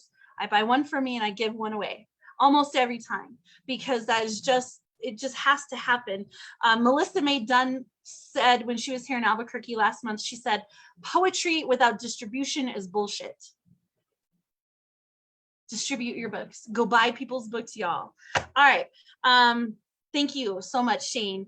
If you're watching live on Facebook, you want to come to the Zoom. If you're purchasing any of the books today from these poets, they'll sign it for you live on the show and send it to you. Welcome, Martina McGowan is in the house. Oh my goodness, I'm such a fangirl. I'm very excited. Actually, I have the honor to send Martina my book. I'm so excited, right? So I will read a few poems from my book today because you're going to hear me talk a lot. So I'm going to just get it out of the way now, and then we'll keep going down the line of everyone else's work. And don't forget, we have the raffle going on. We're giving away all 10 books, right? So if you need a raffle ticket, you don't have one, you need to Cash App me. They're $5 each, or 5 for 20, Cash App or PayPal. If you don't have the money in by the time we draw at the end of the show, then you will not have a ticket, and you absolutely cannot win. So get your shit together. All right. I'm feeling in a safe space for the most part, you know, today here. And so what I'm going to do is read the hardest poem in my book. It takes a little bit of my soul every time I read it, but every time I read it, somebody always says, thank you, I needed to hear that. So this is a reminder to all of you, read the hard things, write the hard things, and tell your hard stories. This poem is for Sarah, and it is titled Just Misplaced. I've always lost things.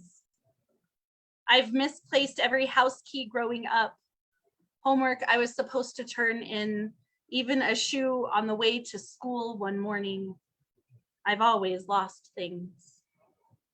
I would be scolded, yelled at, long finger of blame wagging shame into me. I've always regretted losing things.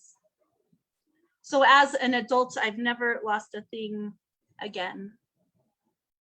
Routine visit. Gel squirted across my moon-shaped belly, cold, wet. Such weight on my stomach as the wand slid across my skin. Black and white smeary blur on a screen. I make believe your face in my mind must wait for now. Another month still to go. That was the plan. Things always go according to plan. The ultrasound wand moved and moved, yet you did not. I waited to hear the raspy rhythm of your life growing inside mine until the disappearance of your heartbeat, as if I was somehow asleep, needed to shake me, wake me, feel you kick the walls of my body again. But somehow you just fell asleep. You were right there. I could see your tiny arms and face, legs crossed, toes curled, still tethered to my body. You were not gone. You were right there. The air clung to silence like I clung to the rails of the bed, white knuckles, pale face. My heart might as well have stopped too. No one spoke. My lungs forced open, my face aspirate on the resistant ripcord of air I choked on between the tears. Every rib splintered in my chest, pierced my heart, tore into my sideways sobs and spit that dripped from my mouth, muted in disbelief. I felt every contraction, every pain as you came into the light your eyes never got to see. As you spilled forth into a world that would never hear your cries. Oh, how silent the night was and has been every night since. You smelled nothing of death. You felt as warm as me. Peaceful look on your cherub face, never to see me. Never to smell me, never to suckle my breast or smile at each other's faces. But I smiled through saltwater eyes, for you had 10 fingers and 10 toes. Your nose was the same as mine, swaddled in that striped hospital blanket. You were so light in my arms as if your soul leaving lifted your weight, gave me strength to hold you to my chest as my heart begged to beat for yours. How long I laid there, I still cannot recall. The only sensation I take with me is your smell and your beautiful, tiny face. For you were not lost, just misplaced.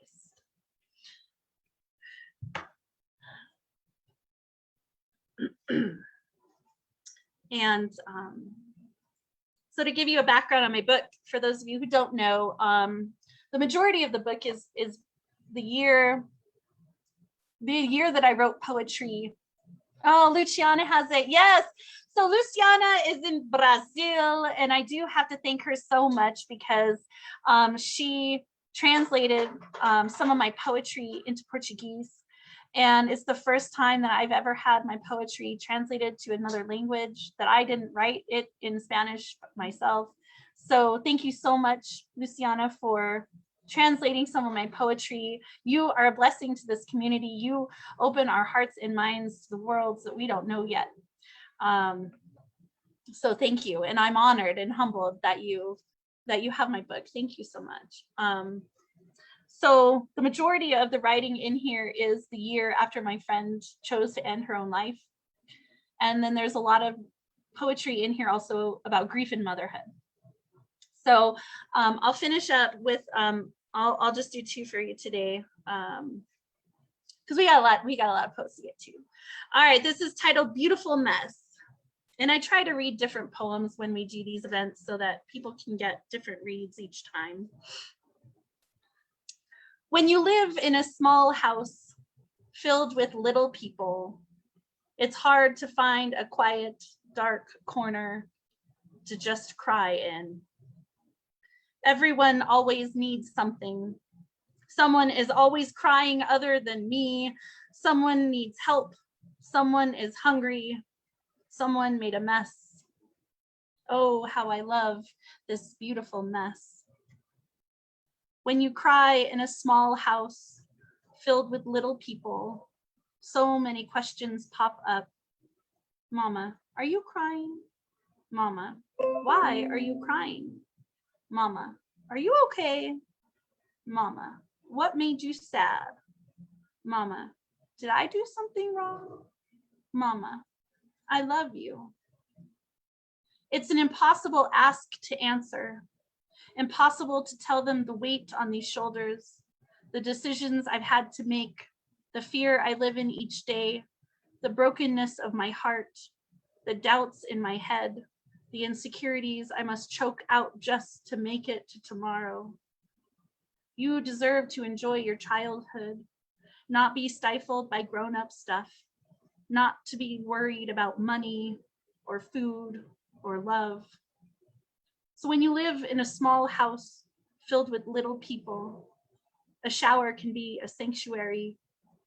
Finding a tool in the shed away from the house can be a momentary release. No needed explanation for the flood on your face. When you live in a small house filled with little people, Friday nights afford that extra glass of Merlot, or perhaps the entire bottle, since you're typing away new poems. Saturday mornings are your saviors, since no one expects you to be awake early. To be in bed still at 10 a.m., unable to move, is nothing to worry about. When I think of my small house filled with my little people, I remember the abundance of hugs and kisses. I love yous, smiles, cuddles, the million reasons to make it to tomorrow. Thank you. My book, Conversations with Grief. I said I wasn't gonna cry. I put a note on my screen and everything, damn it. Marissa, my beautiful co-host, I have to say something. I'm sitting here and I'm listening to your poem when I'm watching you and I'm watching the audience. And I'm literally watching the visceral effect play across faces like Elaine Hills and Poet Cons and Shane Maynard and Elemental, as your words particularly hit these mothers and these children in their hearts with these small little punches of reality of what it's like to be a mother of little people. I'm a mother and a grandmother of little people. And your poetry brings so many of our words, our feelings, our emotions to light. And thank you for that. I mean, it's a beautiful thing to sit here as your friend and co-author and watch the effect your words have on others. Thank you, Ma. I can't watch you guys when I read because then I'll really cry. And we got a big show to do. And I've done too much of that lately. All right. So we're gonna keep moving forward. Thank you, Ma. I see you. I see all of you. I appreciate all of you. Thank you so much. Okay, so I've got going down in order. I've got Calamity. Of course, Kimberly Shaw is gonna be last. Like she don't even have to ask. I already know, but she's gonna be last. I got Calamity, My Abyss, and then for nothing, right, babe? Yeah, I've got Calamity, My Abyss, Sing Home Back to Me, and then I'll do a quick read from Cerebellum Mentals, and then we'll let Kimberly Shaw, the closer, wrap up the reading. Again, if you're watching live on Facebook, please come to the Zoom room. If you want to meet the poets, ask them questions, buy their books, we'll sign it for you right here on the live and send it to you. Oh, look at, yes, Luciana's got Elemental's book too. Yes. She's got your book.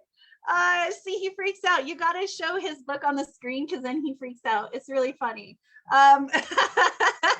If y'all have his book, then show it to him, right? He needs to see the love in the community. You know, he needs to know people actually buy his book and want it and read it. So yeah, so speaking about Elemental, I'll read you his quick bio and the back of his book. It is titled Calamity. And again, the cover work is by Shane Maynor. And if you didn't get your raffle ticket, get your raffle ticket in. We only have 4 more poets to read from, and then we go into that drawing. All right. Driven by passion that fuels the starship of his thoughts, Elemental roams the universe, healing in his poetry. He has the courage to confront his depression, anxiety, and PTSD with words. He is a harbinger of agony, writing wrongs into poems, one heartbeat at a time. His website is elemental.com. The T is replaced with the number 2.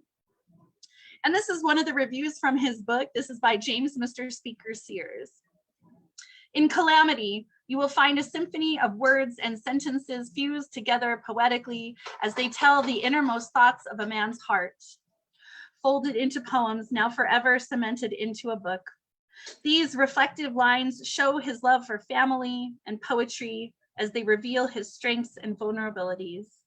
Forever influenced by his parents, family, cartoons, professional wrestling, Kobe Bryant, music, television, and other poets, I challenge you to strap in and try to keep up with the mind of this artist. Elemental's Calamity displays his passions through a relationship with words. Keep living your dreams and rising high, brother.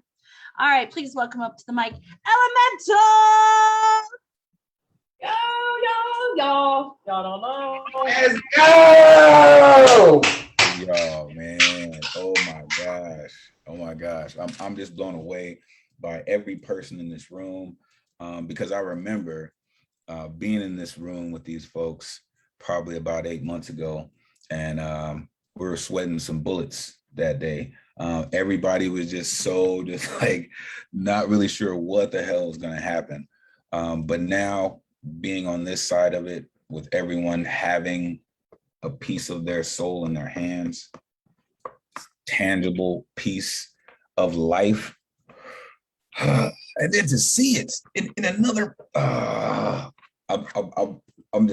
blown away by it. I'm actually shaking because I'm really blown away by all the things that you folks have done. And I find myself even finding it difficult to even look inside this thing, to be honest with you folks. Because, you know, you have dreams and you don't really know what they look like when they come to life. But when you actually have a dream and you see it come to life in the form that you actually thought it would come to life, it's something next level about that. And I can't really thank Shane enough for wrapping it in such a way that I will never, ever forget. For every one of the original 10 who inspired me to write these things and be courageous enough to say these things on these pages, I appreciate all of you, really, because this is so much more than just me, you know. Red or Green books just really changed the game, 100%. And I will always appreciate you for that, Marissa and Ma and SBM, you know, and every one of the original 10 here, and Shane. Like, this is so just beyond anything that these pages can really contain. You know, this is something that will go further than me. This is something that when my voice doesn't ring anymore, it'll still live here. It'll still live here. And there's something so real about this. I want to share my poetry with you, but I'd much rather share my heart with you, because what this is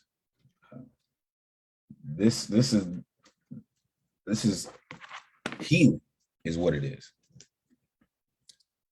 And everything that you hear in this book, everything that you hear from me is about this calamity coming to life. And again, it wouldn't be possible. The vision of me, like the story behind this, like it's just so much to it. It's just unbelievable to be here at this time, right after this pandemic, right after so many people have lost so much in their lives, right? When you're trying to find something to hold on to. And then you have this, you get this opportunity to find yourself moving in a direction that you never thought. I can never thank you enough for giving me this microphone, right? Because this microphone is one thing, right? This amplification device is one thing, but this is something I can never really thank you all enough for, truly. This is, however, you fucked up pretty bad though, because you let me produce this shit. So it's only gonna get worse from here is all I can say. Y'all fucked up really, really bad by letting me print all this that I printed in there. Y'all fucked up really bad because it's only going to get worse. And I just truly, truly appreciate you. I love you all, truly. Thank you. Worse can be better. All right, so go get his book, y'all. Elemental.com. Replace the T with the number 2, and bless him by purchasing his book. Yeah. Remember, you can get all 10 of the books. You can get right here at the press at Red or Green Books. When you buy the books, there is a Morse code on the spines of each of the books, and when you get them together, they spell a very fun. Don't tell them what it says. Don't tell them. They gotta look it up. Of course not. You gotta get the books to know what it says. But that's the bane of Shane Maynard's existence and mine during the course of printing. But we got it done. It's a lot of fun. I love doing things that are not normal and unexpected because I just don't do anything normal. Sometimes that goes to bite me in the ass, most times, but sometimes it's just really fun. And I think that this is one of those fun times. I'm very excited that we have these books rolling out. So you can get the entire collection of all 10 from redorgreenbooks.com. Red is READ. It's $150 for all 10, including shipping. So you don't want to miss out on it. A lot of fun. And I also have a bunch of these really cool bookmarks that come with the books. So, and of course it's all green screened out, so like you can't see it, but I've got these great bookmarks that are going to go with the books as well. Okay, we're going to keep this going. If you didn't get your ticket, get your ticket. I'm going to say this every time between poets, so y'all, if you're tuning in on Facebook, you didn't get the memo earlier, get a ticket, right? We're going to be drawing for the entire collection of all 10 books, and we'll be doing that at the end of the show today. They're $5 for a ticket, or 5 tickets for $20. You can cash out me, Marissa Prada, or PayPal me, Marissa, at Red or Green Books. All right, My Abyss. Oh, good. The green screen's not shading out the beautiful artwork that Shane did. My Abyss, I wrote him free by poet Khan Rosfaya.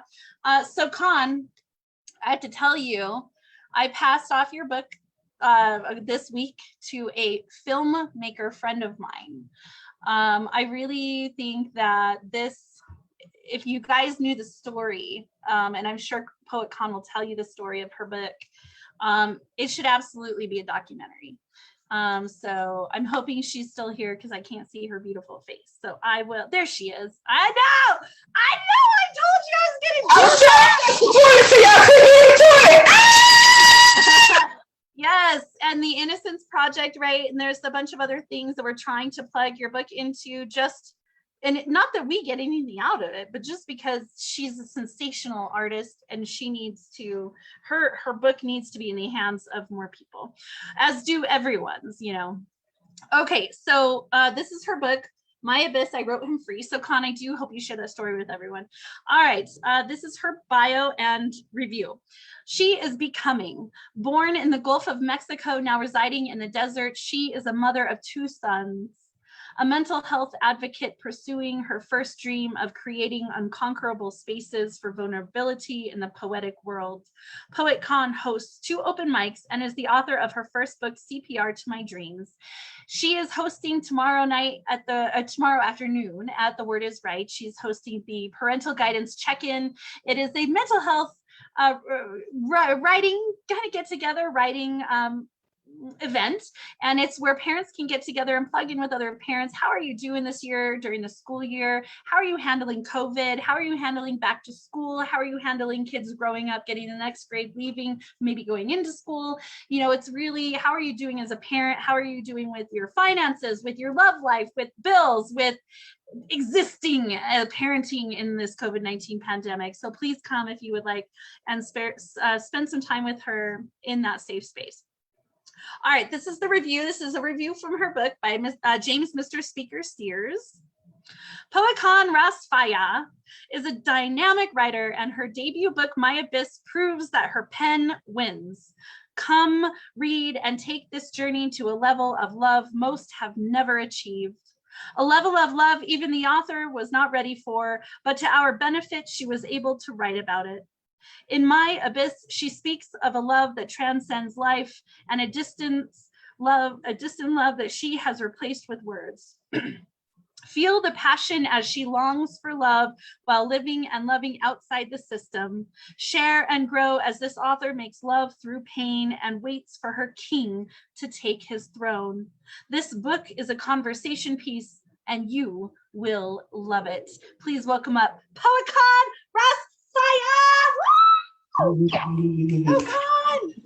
Thank you. Thank you. Thank you. Thank you. Con, you better set it off in this piece. Thank you. And I want to just thank you for taking time to acknowledge the process. This whole, it has been healing. You spot on with that, man. Like, so much of me getting to the place where I'm like, let me promote my book. Has been me forgiving myself, has been me accepting things, me healing. You know what I'm saying? Come in. You know, I had just told him to give me a minute. You know what I mean? Come in. Give me just a second. Sorry, y'all.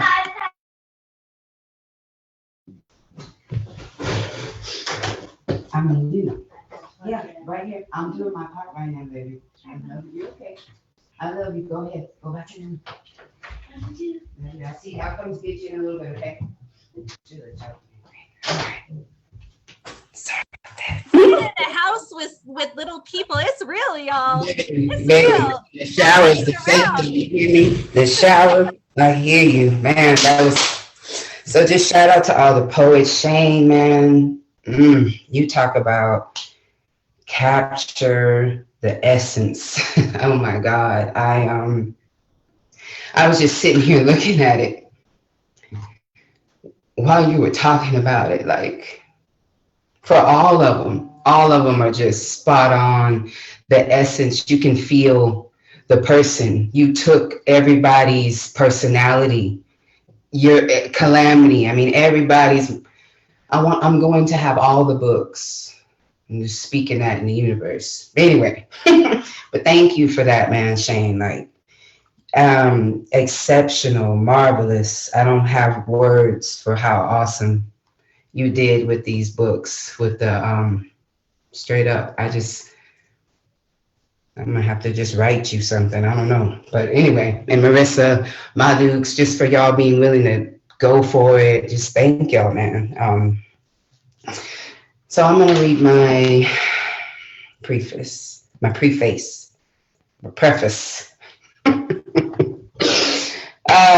This kind of, yeah. So this is called Let Your Heart Break. I will agree that it is better to have loved and lost than to not have loved at all. The true premise is to liberate, exhilarate, even if it means being sentenced to separation. The sting of your voice, your personality, my best friend. I wrote the playwright. In it, I called you free, free indeed.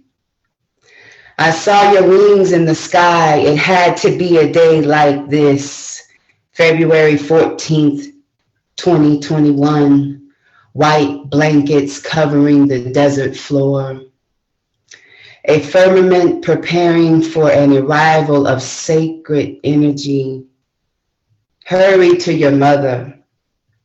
Run further and further from this prison of sadness. Transcend to life sentences.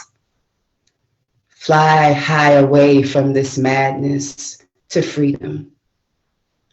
You already wrote your eulogy, left your story here with me. A part of me hates you. All I can do now is share it with the world in the form of compiled poems demonstrating, breathtaking, captivating, illuminating, confiscated before it had the time to be fully milked, companionship of two sex fiends who allowed self-hate to keep them from true love. 2 lifelong imprisonments robbed a boy with toys who loved his mother of a second chance to be a father. He was my clutch. He was innocent. Corona set him free. Life handed him the hand of injustice, darkness, no solstice. Corona gave him liberty. Surely, liberty may not have found that black skin any other way. Corona, thank you. Yes, Con. Yeah, man. So my book, just to kind of give you the details, my book is a depiction of a friend that is now incarcerated. He was a good friend of mine, more than a friend, as you see in the book. And we didn't take on our chance to be together. He's a dark-skinned man, and our son is light-skinned like me. And I make that reference in the poem that there was just things that played into me being in denial because I didn't want to try with another man. I didn't want to try love. I ran. And when, I was like, well, he's not your baby, he's light skinned. He's this person's baby. In jail. I'm scanning over a lifetime with you, right? But we eventually came to the conclusion he is, So I have a piece of him here with me. Loving my son is every part of forgiving me, of forgiving him. I hate him at times. I hate him for not being here at times. And I notice when I let that brew, I spill it over into my littles. I'm so grateful that as this was happening in my life, Marissa was like, hey, and I just, it caught me when I was kind of just like, oh, it gave me a place to put all of this somewhere. Put it somewhere until I'm ready to deal with it, if I can be honest. And I'm finally, something about this read today, and I guess just where I am in life today, I'm I'm not ashamed of my story, anymore. I'm glad that I had what I had and I have what I have. And all of that made this, something beautiful came from it. So we move on and we take up the day and we be proud of what we've done. And I'm so grateful for y'all. All of you have been a part of this moment for all of us, the poets, the original 10, like we've all leaned on each other in our own moments in certain ways. And even if just through you being unapologetically you in a room full of whoever's in there, just being yourself has carried me. And I thank y'all so much for this moment. I have something nobody can take from me, This has really given me it's given me something good. And I'm just so grateful. So I want to just share maybe 2 or 3 pieces and I'll hop on out of here. But yeah, that's the booger cry right there. That's the got set free cry right there. You hear me? I'm so grateful. And I haven't, when you're healing and you're processing your forgiveness, you'll look at your accomplishment and kind of just not love it like how you should. You know what I'm saying? I'm so grateful for her and that we did this shit, man. We did this, So thank y'all.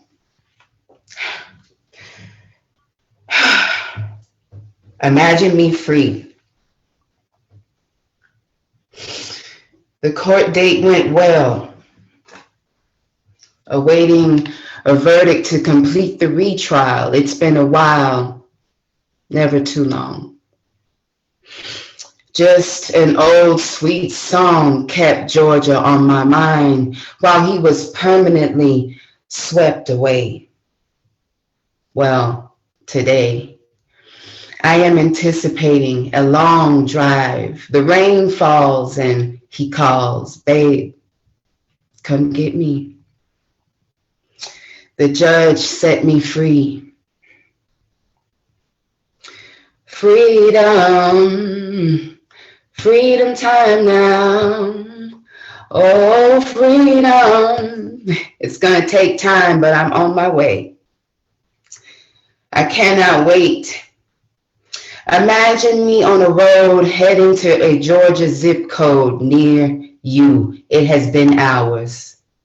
My heart's beating rapidly as I realize it's happening, manifesting flashbacks of the premonitions.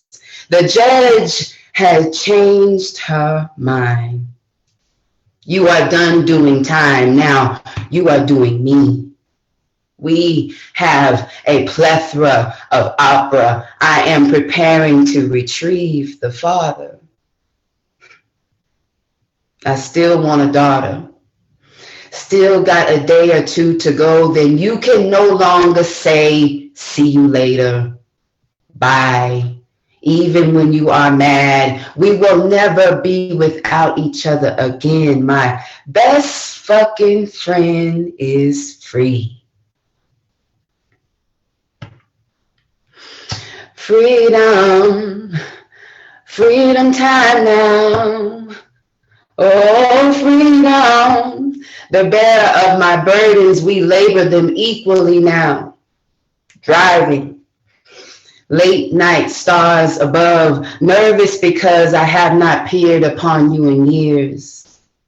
They said 2 forevers, during which I kept hope. Now I am preparing to see. Sundress on fleek, toes done too, boys haircuts laid. I am ready to get laid. I want you everywhere. I fixed this hair so you could fuck it up. You know us. We get it in. Made a love child. I'm pulling up to the facility now. I smell you. My mouth waters. Oh, where is my water? I checked for eye crust, the one I want to trust. I know you are not perfect. I forgive. Let live. Give me your life. I wonder what you look like now. Saw your stomach got flat. This ass is still fat.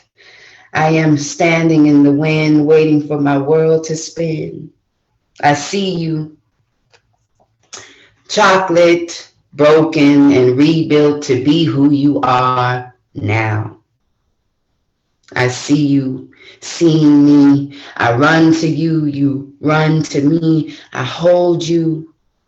You fold into my arms with jubilance. You smile at me. Kiss my tears. Only Lord knows what you have endured these years. I kiss your tears. The sun is going down. We have been hugging for hours now. Now, let's go home. We are free.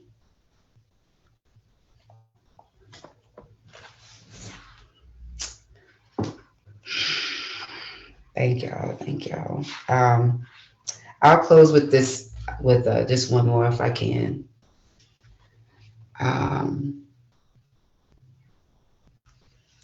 This is called Let Go. I do not want to be in love today. Hopeful for a scornful of yesterday's love. The judge canceled the date now. We do not know when or how. How do I explain this to our son? How did life do me so dirty? Flirting with the idea of giving up on you, I am reminded of timeless pieces, reminiscences of our love. How I said we would make it, maybe. Today, I do not want to care. People are getting married out here, having babies, living their lives out here. I am stuck out here in this mundane solo routine. Lips dry, red eyes, skin needs Vaseline. I want to wake up to a scene where we are living together. Not sure when it will materialize. I might just be dreaming. So today, I let go. I give in to the time merchant. My soul is not up for grabs. No, not today. I let go of us for a moment. Thank y'all.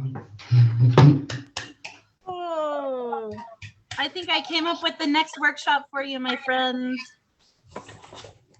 Pen in hand. I wrote myself free. And the art of letting go. Forgiveness. If you can do that workshop, I will come to it, please. Thank you. Y'all unmute your mics for Poetcon Raspire! Man. Thank y'all, man. Thank y'all so much. That's how you rip that. Just like that. Every ounce of emotion that you got, leave it all there. Dope. Where can people find you, buy your book, all that good stuff? You can. I'm on Facebook as Erica Tilly, and I'm on Instagram as Poet Con Rossfire. I'll put it in there. You can DM me. You can also find it at www.redorgreenbooks.com. Thank y'all. Oh my God, Con. Unmute your mics. Can we just give Poetcon a huge round of applause, please?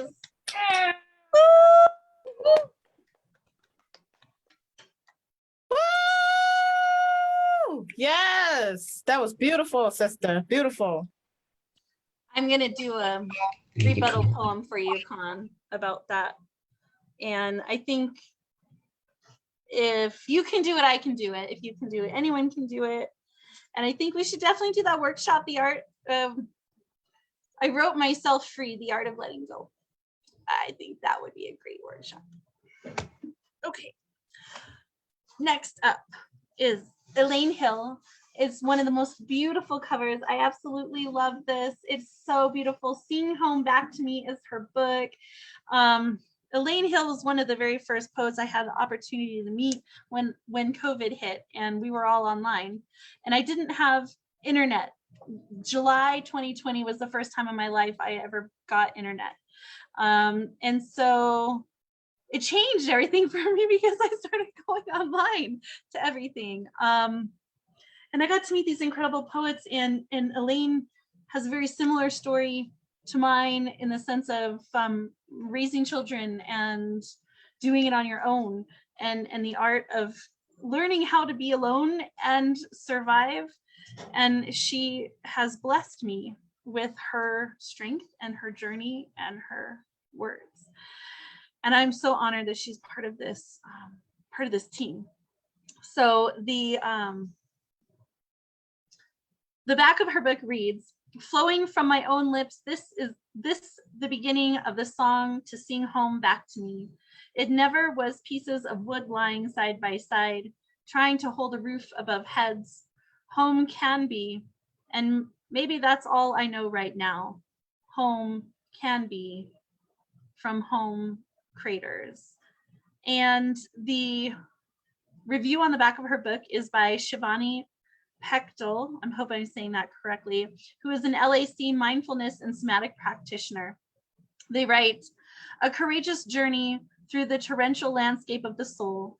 Hill shows us how to walk through the fire and grab the charred, fragmented pieces of ourselves, bringing them by the fireside to mend." Please unmute your mics for the very not talented, but the very craftswoman-y, practiced, versatile, and knowledgeable poet, Elaine Hill. Oh, Lane, set them all. Yes, Elaine. Go in, poet. Go in. Oh, yeah. Hi guys. Today has a different kind of magic to it. I'm sensing, and I'm wow, grateful to be here and to show up in this space with you guys. Yeah, so I'm Elaine. This is I'm like, I love all of the books that Shane does, but I'm like, I have the most beautiful book, but there's no comparison, right? And so that's the beautiful thing, is that there's no comparison. And it is also this coming into loving, like, this piece of heart that is out in the world, this piece of healing. Like, I feel I'm starting to notice and realize that it's almost like when we write poetry and we put it into the world, it's almost as if we're offering to the world this ability for healing to show its work. Like a good math problem. It's like all of a sudden the poetry is where healing is able to show its work. I've gotten that sense over a lot of the stories that I've seen and heard from you guys. Yeah, so I kind of, this piece has been, or this piece is a story, I suppose. It's a bit of a building project. The quote on the back, there are sections of the book, and each section is a different contemplation in what home is, how it can be lost easily without really anybody noticing, and then what it looks like to craft and build a home around yourself in a way that works for the truth of who you are. That's kind of what this book is exploring in some terms. So that's this work, or a little bit about this work. So I'll read a few pieces, 3 maybe. maybe 4 if I'm feeling feisty. And then we'll move on and let this space do what it needs to do.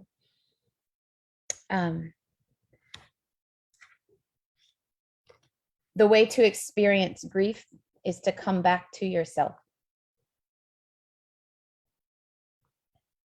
This is a love poem to the dark. I have trembled, been helpless to its touch. These walls hem me in, envelop me a sulfur fog, moment so slow my breathing. It could be the death of me. Take my life and wring it to its only natural conclusion. The ground slips from under me every step. Another heartbeat slips out from my breast. I sit on the edge of the bed, just breathing in, then out, knowing the water of the ocean keeps coming regardless of the drought, breathing in, then out. Grief's messy, chalk-covered painting, it's not weird.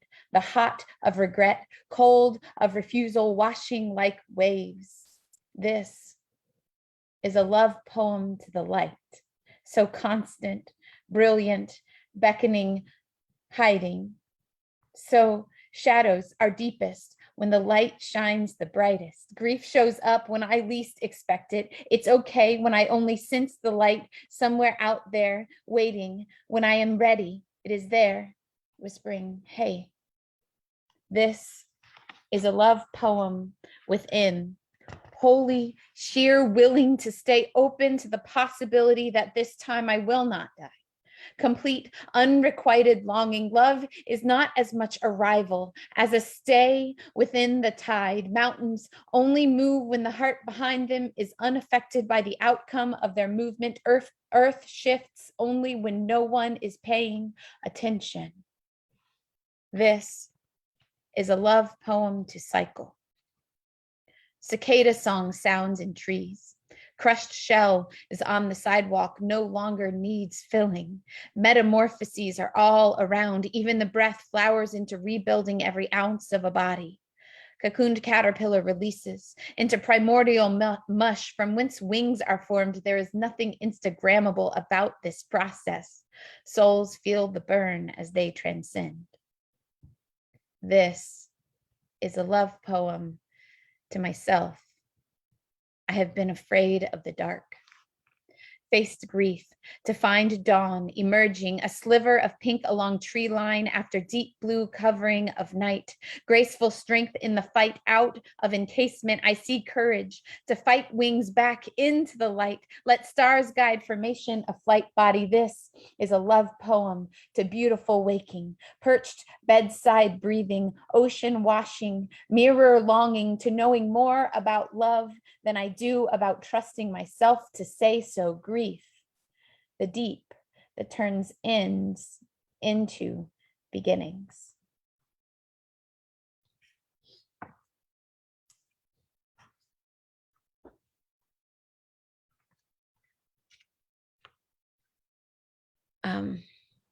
Yes, I feel like most transformations and most building, where there is growth, there is always grief. And so there's always that shadow side to step through in order to get to what is on the other side. Yeah, and how long I know I've spent in my life in the grief stage without noticing the joy. And a lot of that, I think, I'm not going to make definitives, but learning boundaries has helped to enabled me to see all of the sides. This one in the book is called Medic with Shrapnel. I changed the title to something really cool, but I actually forget what I called it. Anyway, that's another story. So Medic with Shrapnel. I know whose war is mine and whose isn't. Instead of hobbling in to wound the dead by living, I notice the bombs and I walk away. I'm not running into the drop zone to see who I can save. I help no one by ghosting the graves and tracing lines of a story not mine to lick the dirt away.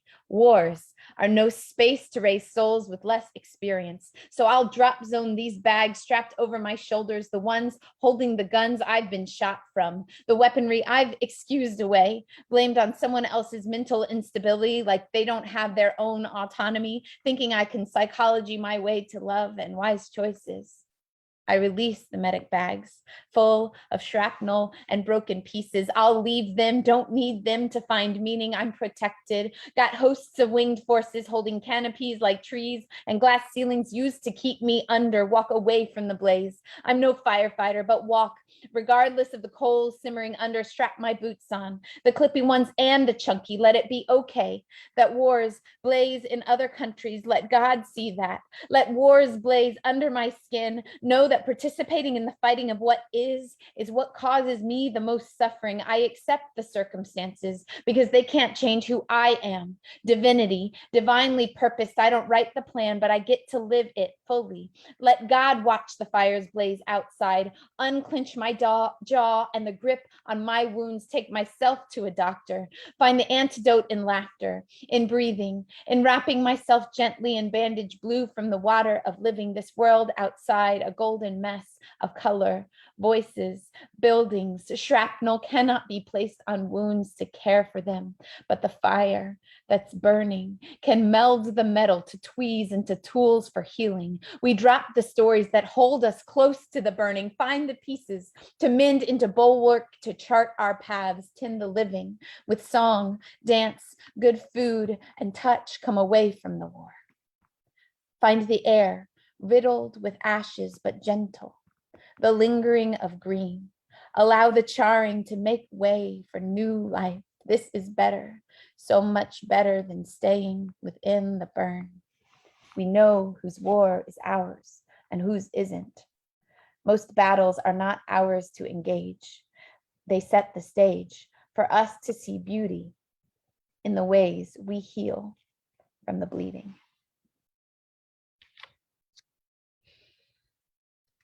So that's that piece.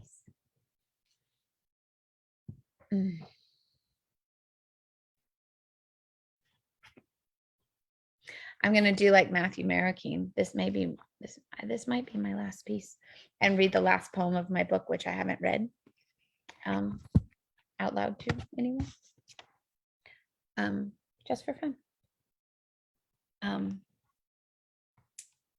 Peculiar, I can't even say the word. Wow. Peculiar cracks of stars. God will put on you more than you can bear. Don't let them misquote the rice grains to you. Left reading edges like holy braille, tracing rivulets of red along porcelain skin in Japan. They fill in cracks with gold. It's worth a fortune to fracture and mend. God desires words to bring full return, spoken into voids to create dust and breath, sharp as two-edged sword, iron sharpening iron-fisted grip. Glass slips from your hand, fractals of pain and joy spill into ether. All you bear opens to love, wide enough to catch your falling star.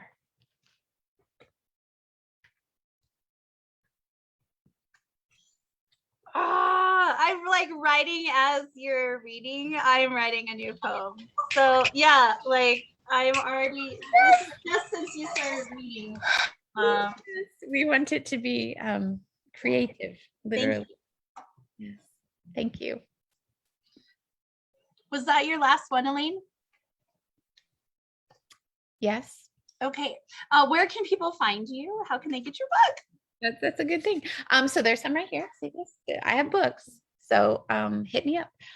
So I am Elaine Hill on Facebook. I am Elaine.sweetnightingale on Instagram.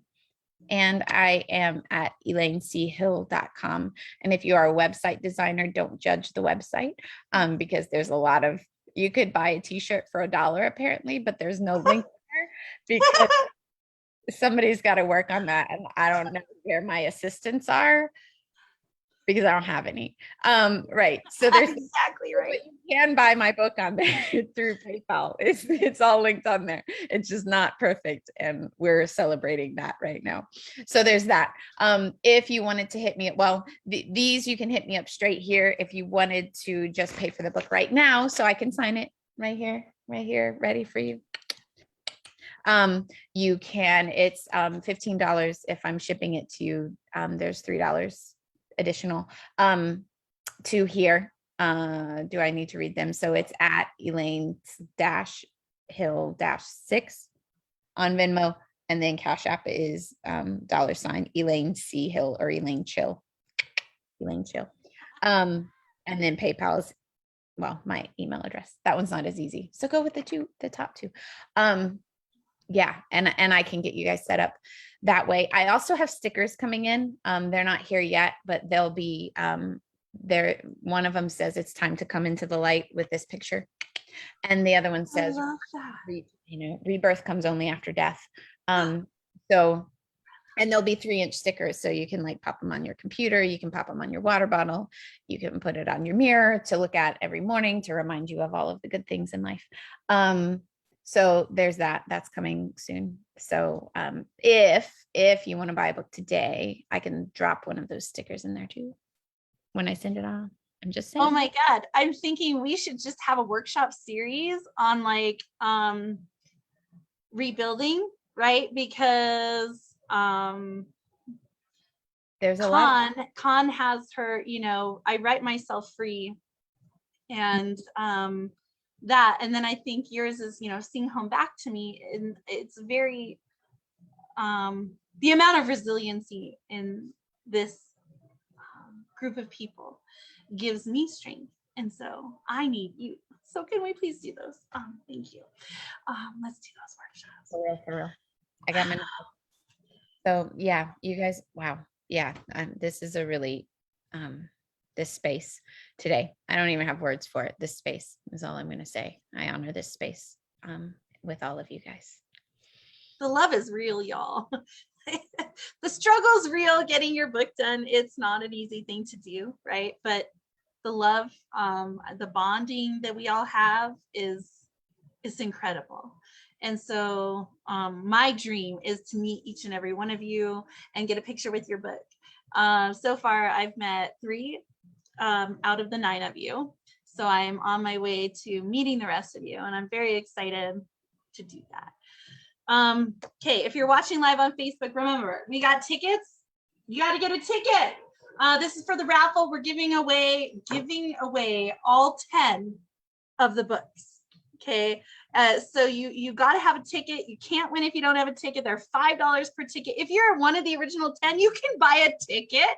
You don't have to not buy a ticket. You can still buy a ticket, right? Matthew Monakeen, he said something in the chat earlier, like, hey, if I get a ticket, do I get an extra copy of my book? And I said, well, only if you win, right?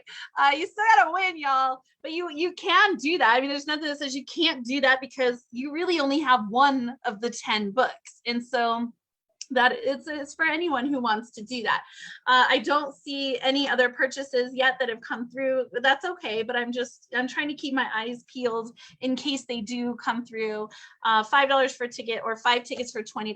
Now, the next poet to read is Sarah Elemental. She's not here today, but I'm going to honor her because she's an incredible poet. I had the opportunity to meet her. She was here a couple weeks ago. She was right here at my kitchen table. I made dinner for her and her beautiful partner, Ryan. Yeah, it was amazing to spend a couple days with her. She got to see the mountains here in Albuquerque, and then I got to see her perform in the live open mic slam. So it's just phenomenal, right? Like, I got to sit at Poet Khan's kitchen table and watch her read poetry on the Zoom in front of me. It's just surreal, right? We are real people. And yeah, so Sarah Elemental's book, Swallow My Sparrow. I'll read the bio and the review of her book, and then I'll get you her website and all that good stuff for y'all to find her. Sarabella Mental is a performance poet and originally from Chicago, Illinois. Now living in Houston, she continues to be a part of spoken word poetry. She performs poetry live to give a home for those who do not have a voice. Sarabella Mental provides light in the darkness of living life at times. The review of her book on the back is from Fresh Linen. He writes, the words that Sarabella Mental has written in Swallow My Sparrow jump off the paper like a motion picture. This writer has successfully placed her pain in a cocoon as she goes through metamorphosis in this book. Read and watch how the vulnerability in each poem has given her wings. Each page is a wing flutter towards freedom from her demons. The mental health struggle is real. The mental health struggle is not a happy story, but it doesn't mean that it can't have a happy ending. And that review is from Fresh Linen. All right, I'm going to go ahead and read her poem, and then we'll bring Kimberly Shaw, the closer, up here. And yes. So when for the drawing for the books, I will go ahead and read everyone who has a ticket and how many tickets that they have in there to verify everyone is in there. Okay. All right. So this is a poem again, Sarabella Mental, Swallow My Sparrow. It's titled Keep Loving Despite Losing. Sometimes I like to pretend that grief can't swallow my whole heart, like a crocodile craving chicken, freshly plucked of all its feathers, tongue lapping with prepped jaws, looking to throw back my chest's contents in one gulp. Only pieces of the veins, sections of half-cut parts, aorta beating around memories contained within the sections of my library. I keep shuffling away the worst sections, never to relive them again. My trauma gathers dust in corners, mates like dust bunnies looking to populate unpopular areas. I don't have time to understand why self-harm has been so easy, why I keep slicing my sternum down the middle to wear the scar my grandmother had, with her ticking time clock of an organ beating next to my ear, timed with her gold watch she always wore. I crack my ribs open just to pluck the strings of my burping valves that keep whispering promises of killing me if I drink too much caffeine. Grief is like that. It hides inopportune times looking. Grief is like that. It hides inopportune times looking to press you down on the mattress, shove your face into the comforting bosom of the possibility of joining those who have passed.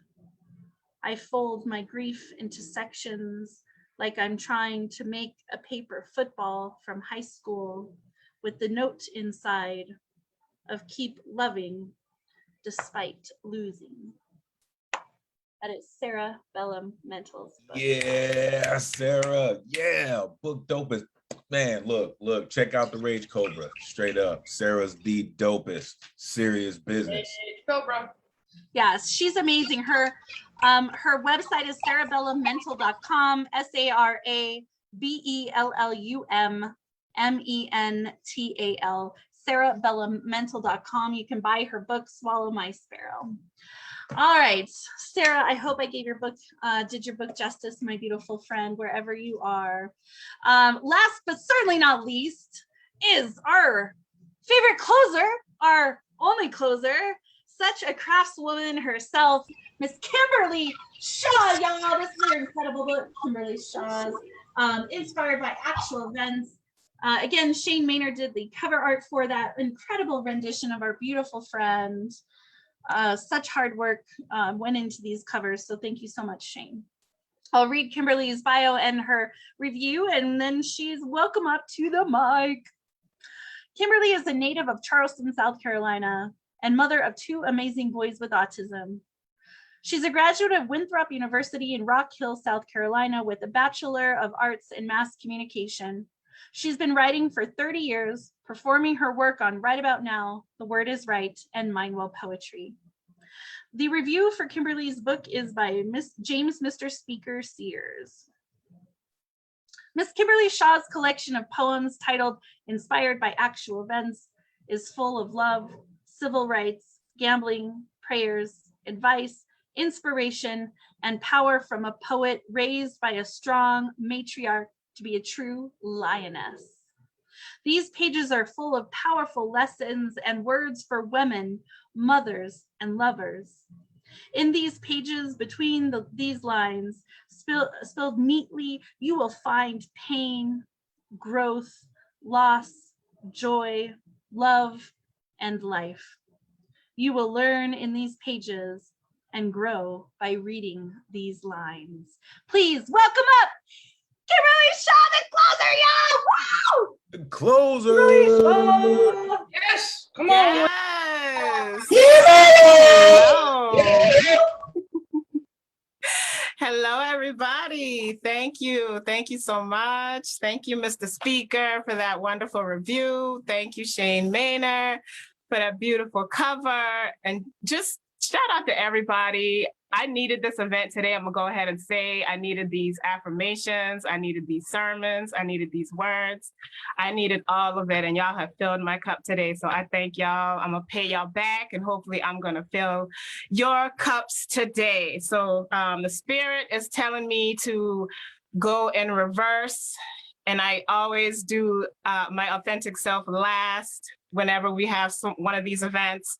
But I'm gonna do that first today. So that's what I'm gonna do. The first poem I'm gonna start this off with is my authentic self.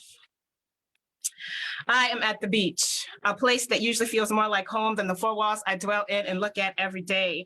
The softened edges of my smile get the best light here. My sunny disposition is in high gear, unafraid of the incorrect incoming judgment that usually rushes in with the tide. I am a feather coasting on grainy sand against my feet, liquid fears trickling away in the distance with the ship and other dots on the shoreline. Gargantuan frights become minuscule thoughts and salty water swells. I am empty shells fused with starfish and sand dollars. I am an uncalculated mess, hiding underneath the pier, trying to get it together and realize dreams and plans. The boardwalk is still out of my reach. I am the beach. I waste too much time. I'm guilty of procrastination, or maybe I just work better under pressure. That's that coal to diamonds come up. That's that coal to diamond glow up. I get unorganized very quickly, especially when I lack motivation or am depressed. I get moody at times. Premium butter pecan ice cream, heavily buttered salted popcorn with the right seasoning, gold digger Sundays on Sundays, and talking to my best friend on bad days can fix all of that. I am flawed. Everything I do is wrong. I am Nikki Giovanni, ego tripping off of all her errors, being correct. I am the cotton candy for his rainy day. I am a vegetarian, eating my feelings despite my shortcomings. I am a great mother, an amazing mother, which is something I always wanted to be. That and being bisexual are huge parts of my identity. I love learning new things, injecting information and knowledge into my veins like the most addictive drugs. I am a sentimental, hopeless romantic. I love hard or I don't love at all. I'm not sure if that's a strength or a character flaw. I don't like being flawed. I don't like being wrong. Some days I don't like what I see, but I love being me. I am remarkable. I am legendary. I am hard to forget, too good to be true. I am the best weekend he ever had in his whole life, and he still chose to make someone else his wife. I am never the chosen one. I am dying in Robert's Frost, buried underneath the road not taken. I am pretty to look at, but no one stays long enough to learn the rest of my misery. I am a feeble fountain of tears, a faithful well that never runs dry. I wish I was well, but I always have a different story to tell. I walk down winding roads to wishing wells, drowning and waiting water, wishing I was well. I am trauma personified, a recovering side chick on the verge of a manic relapse. I rebuke your adulterous bed. I'm choosing myself instead. I am a proclamation. I am done being a secret you can only whisper behind closed doors. I weigh down to wishing wells to wish you well. I am a journalist. I have loved many men and women off the record. I eat pussy like a girl. I am empathy. I am a trophy. I am the melody, making love to the eardrum in your cerebrum. I am the saddest love song. I am Amy Lee screaming, I die to know you love me. This year I am lucky. I am confident. This is the year you will realize you love me. You will light a match to my intensity and burn that flame bright. This is my ending. This is my authentic self. I am flawed. I am wrong. I don't like being flawed. I don't like being wrong. Some days I don't like what I see, but I love being me. Yes. Thank y'all. The next poem I am going to give y'all is Press Your Luck, Game Reality. You put this whole relationship in jeopardy. I got 20 questions about your loyalty, but you don't say jack like Pat. So let me run my brutal inquisition back. I got you where I want you at last. You better find your concentration fast. This is the lightning round. Don't try me. You're already on thin, icy ground. You got 60 seconds to answer. Damn right, I'm putting you through the ringer as if we were on Jerry Springer. Your fortune is looking bleak and you seem to be on a losing streak. Go ahead and press your luck. Give the wheel a spin. But here's the $64,000 question. Are you feeling favored? Since you aren't able to tell the truth, I stole your password and found all your hidden letters. Apparently you like to write. Goodness gracious, when did you get so flirtatious? I'm so sagacious, I'd like to solve the puzzle. Don't need Joey Greco or Cheetah's detectives for this one. My camera is candid. You've been unfaithful and mendacious, courting Hollywood squares in broad daylight. Pretty women that look like Julia, Hannah, and Vanna, they white.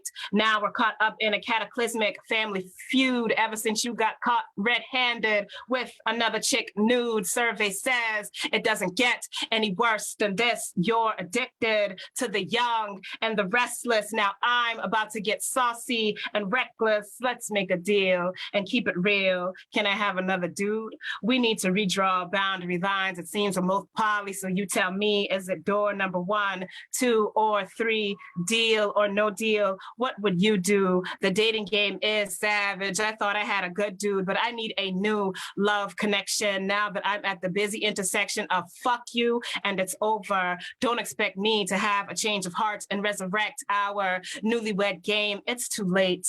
You are my eliminate. I'm ending our sex wars, whether I win, lose, or draw. This is my last hurrah. I want to be bad.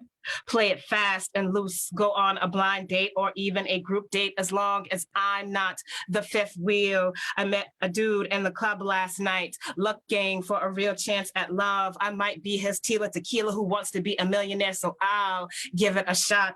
Told him I'll do anything if the price is right. He's Joe Millionaire. It ain't tricking because he got it. I'm his flavor of love, the girl he wanted to wife his whole life. He asked me to come home with him before I took him up on his offer. I asked him, are you smarter than a fifth grader? He said, no doubt. Plus, I got plenty street smarts. This is the moment of truth. And if I'm being honest, I want to fuck him right now. Fuck later. I told him money makes me come, so he laid me down on $20,000 pyramids. I blew his mind. Boy, you know I did. He blew my mind. Damn right he did. Pushed through my sadness and appeared amid our drama. And guess what else? He satisfied me in ways you never did. With all that sexing we did, we might have even made a kid. Now he's mine and you blew your lid. This is gonna sound so mean-spirited, but fuck it. It should be revisited. You are the weakest link. Goodbye. Yes! And that was Press Your Luck, Game Reality. I knew that was going to elicit that type of response from Miss Prada because she loves that poem. Yes, yes. I loved writing that poem. Thank y'all. So I lost my other earpiece because I was spitting so hard, but that's okay. We're going to keep going in here. And the next poem I am going to give y'all is going to be COVID is a whole hoe. Oh, We I love hate this one. COVID. Yes. We hate COVID. Let me tell you what that hoe did. And from now on, we calling this hoe COVID. I hope you got time because I could spend several next lifetimes telling you what that hoe did. As I said before, her new name is now Hovid. Zanita DeVille suggested it. Cassandra is free. Just co-sign that bill. Now it's law effective immediately. COVID ain't faithful. Breezy told y'all several years ago, these hoes ain't loyal. Didn't you already know? She a hoe. She ain't supposed to be loyal. She's spreading herself to anybody with a pulse. She and any viable hosts are now thick as thieves. She's spreading herself thick and fast, all while spreading herself thin. She busting it wide, open, hoping for mass genocide. Swallow your pride. Anybody can catch it and die by her swift, infectious hands. COVID is a whole hoe, a hoe nobody wants to fuck, but she surely don't give a fuck. She passed herself around anyway, and knowing our luck, we all caught the threat of being exposed. COVID is a whole hoe. Better have your protection, face mask, antiseptic, disinfectant, and sanitizer. Bleach bomb that hoe. How the fuck her stubborn ass ain't dead yet? We want to go outside. We want to stop this hide from our friends and seek solace outside. We want to party, party, party like it's 1999. Because we like to party, but it's 2021 and COVID still ain't done. So we stuck in the house, ducking and dodging that hole like a fugitive on the run, like we owe that bitch some money, but we ain't got it because we know she about to hurt our pockets. She an expensive old broad, digging our eyes right out the orbit of the orbital sockets. Can we get some relief? Where is the reprieve? She giving me a headache. I want to leave. I want to leave. I need to leave. I need to leave, but that ain't even gonna alleviate this burden. The stress she bestowed upon nations that has had enough trauma for 1 year. COVID is a whole free agent without a pimp. She made 2020 her bitch and she still ain't finished. She's an energizing bunny, picking up steam to keep going, keep infecting, keep killing. She hit the people with comorbidities twice as hard, left overseas coordinates and countries to plant roots in our backyard. She's a dirty dog. Who let this hoe out? She has to be stopped. She bringing our defenses down. She bringing our morale down.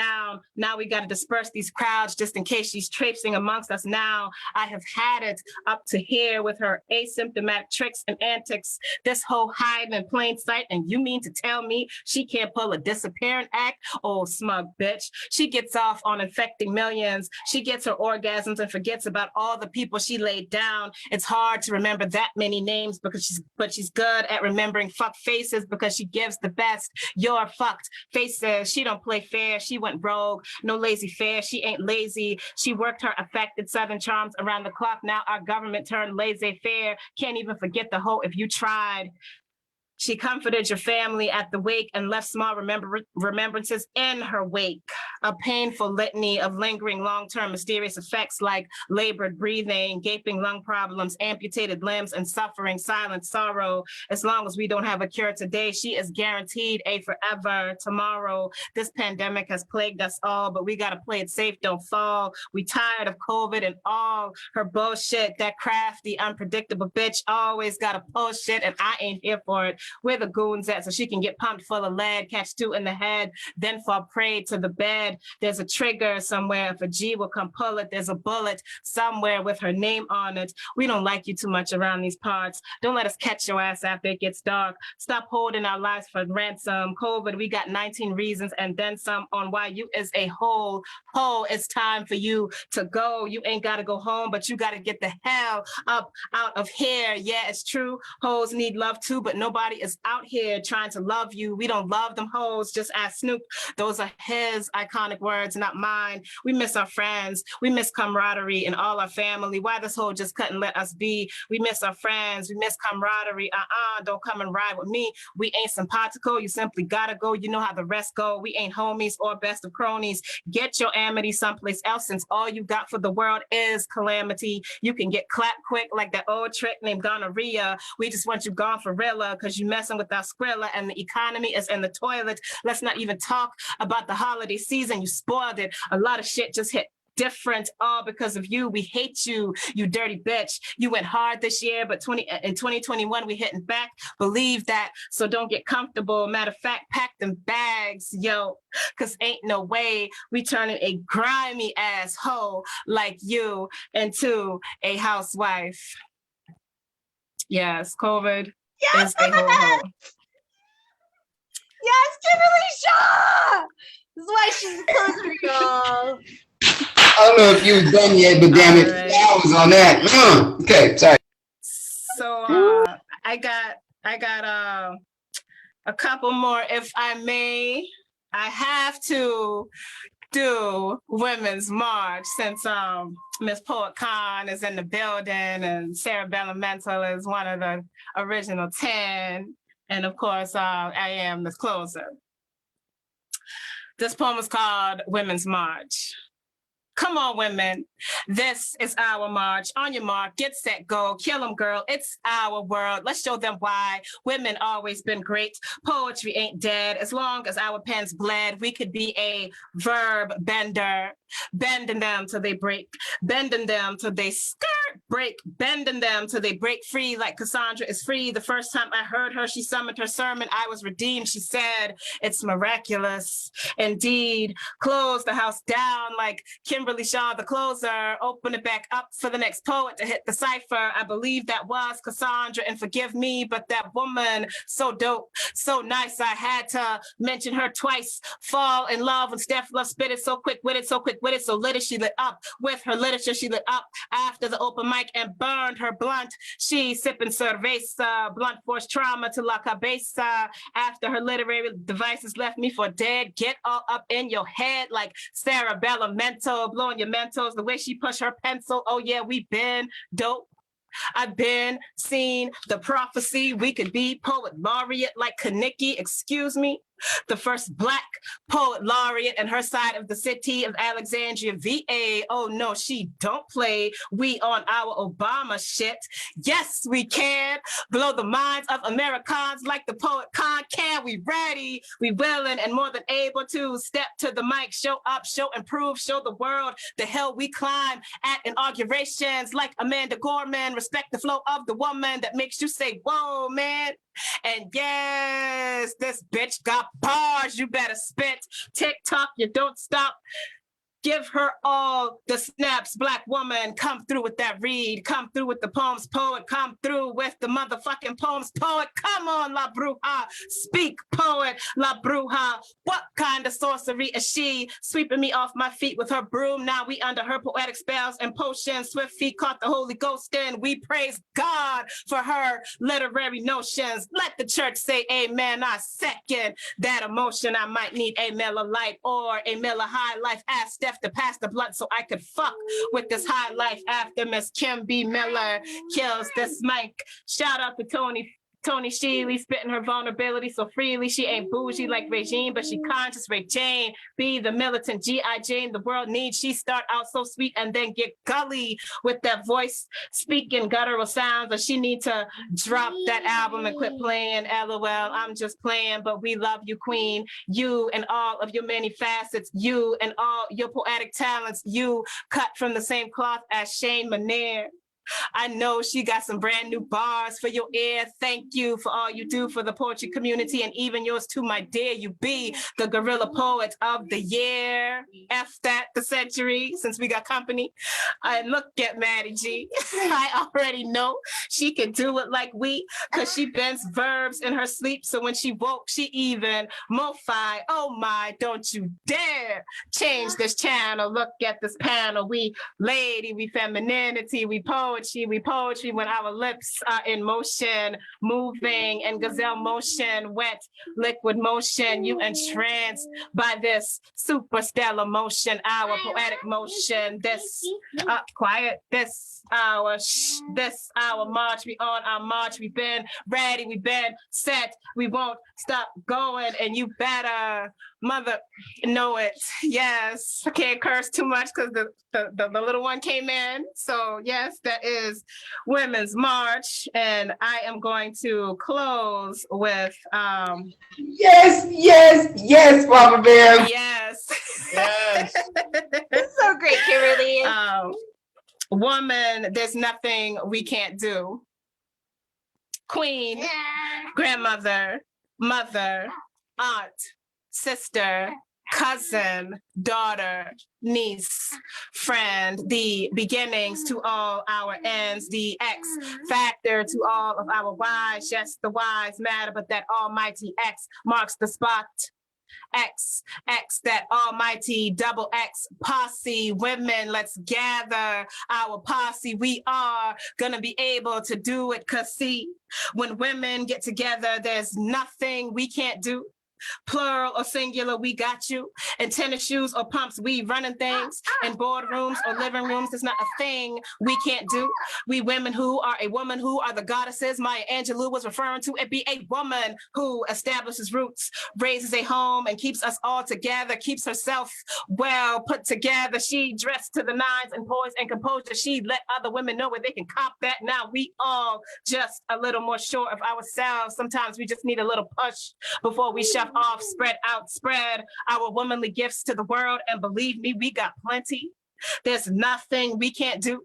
So woman, get out there and bear fruit from your womb, whether it be a stellar human being, a best-selling book, an innovative product, or lucrative business venture. You have still created a life, a still breathing life, because all of these miraculous things can still be your baby. Yes, God, honey, you can raise them every day, watch them grow, celebrate triumphs and disappointments, give them a long hug, short kiss them goodnight, put them to bed, and love them harder tomorrow. So have that baby. You're doing important work for our society, whether you are in a physical kitchen or a creative one, or braiding little black girls' hair. Do it, queen. Till those braided rows of corn. Get that kitchen together so that when she sees her, she sees we, beauty, so that when she sees her, she sees you, your effort and strength, your love and grace. Do it, queen, so that when she sees you, she sees her role model, and knows that when she gets older, she can pay it forward, gather her role models. No time to be moving backwards, it's onward and upward. So let's roll models, put the pedal to the metal and go full throttle. Even if destruction is lying at our feet, we stack up the rubble and make it neat and keep going. We women who do what we gotta do in adverse times or normalcy, we can handle rough seas. See, that's resilience, that's bravery, that's courageous as we on fire, we take you higher. We are women, we stay winning, we stay women. We stay women, we are woman, friend, niece, daughter, cousin, sister, aunt, mother, grandmother, queen. This is our jungle. When lioness roars, the whole world stops to take notice, gives us full reign to take over patriarchal, misogynistic planet. Thank you. Kimberly Shaw, the closer. Woo! Your mics, please. Kimberly Shaw. Yes. Thank y'all. I love y'all. Oh, little one is bumping my camera. In the baby. Yeah. Yes. Hey, He needs some love, that's y'all. called I think. flawless. That's called Yes. flawless. See how she turned the corner like that, just like she was running the fucking 400. Dope. Yes. Where can people find you, Kimberly? How can they get a copy of your book? Yeah, so you can find me on Facebook and IG at Kimberly Shaw Poetry, and you can get my book inspired by actual events at the same handle or website, KimberlyShawPoetry.com. And when you get to the website, you can just click on the buy my book heading, and it'll take you to that pre-order link where you can cop that book. Thank y'all. Awesome. Thank you so much, Kimberly. Can we just unmute I love you, real quick? Marissa. Oh, I love you too. Like, y'all, when we say love, it's like real love. You know, it's unabashed, unapologetic, real, human to human, poet to poet, fucking love, right? I love all of you. Yes, indeed. Let's unmute our mics real quick, please, and give each other a huge round of applause. Thank you, everyone, for joining us today.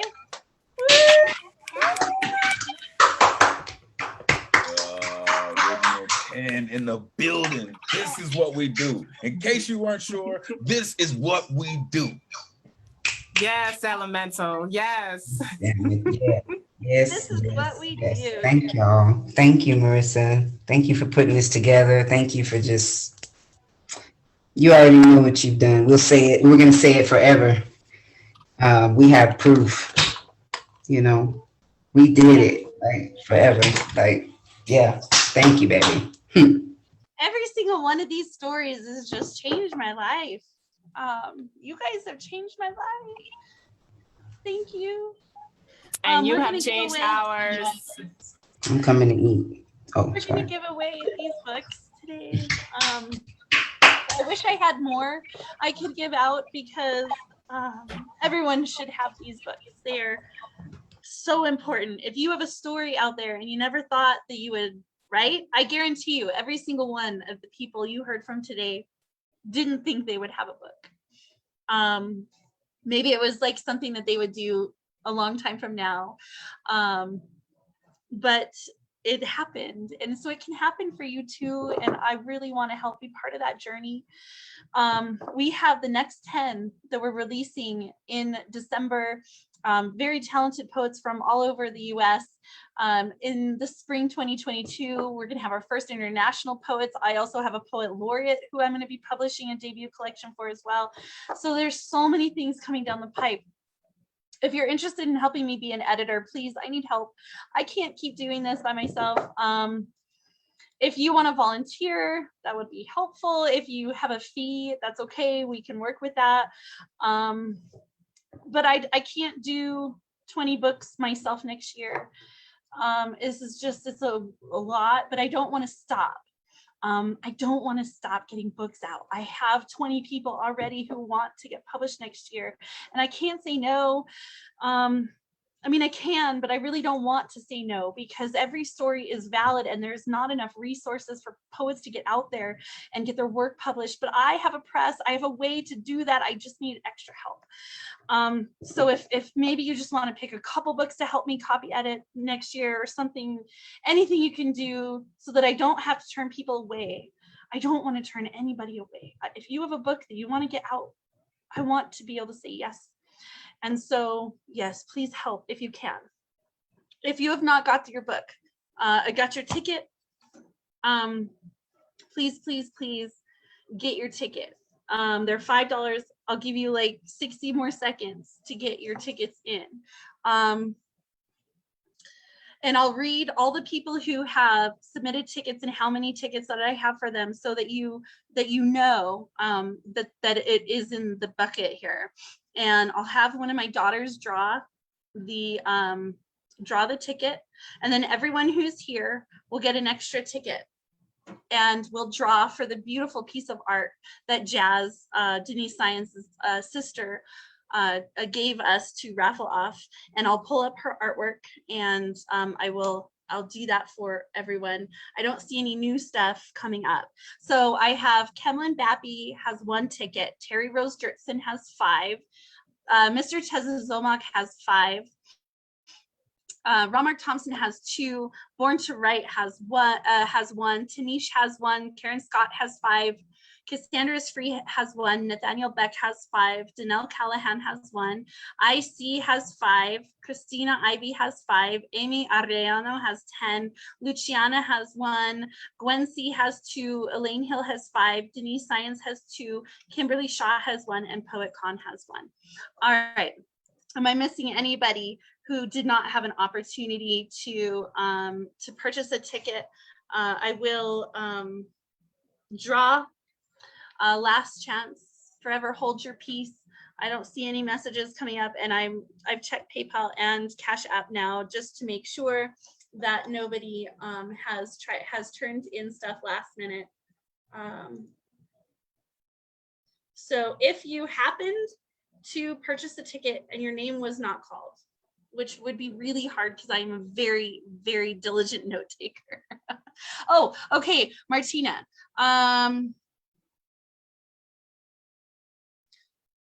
Because I'm looking, it probably just didn't come up yet. Martina, how many tickets did you get? Because it's been a while. I purchased 5, but it may not have gone. They must not have gone through. So don't worry about it. Let me double check. because I'm looking at the past, I was looking at the past 30 days, but let me go back to 90 days. I definitely want to make sure that everyone who got one is in here. Don't worry about it. Going back to August, going back to the beginning of August, if you would like me to put 5 in there for you now, you can just send it to me, unless you, it's fine, because we haven't drawn or anything, so I can fill you 5 of these out if you want. Don't worry about it. It's a donation. Okay, Martina. Yeah, because okay. Yeah, let me know for sure, because I can send that back to you.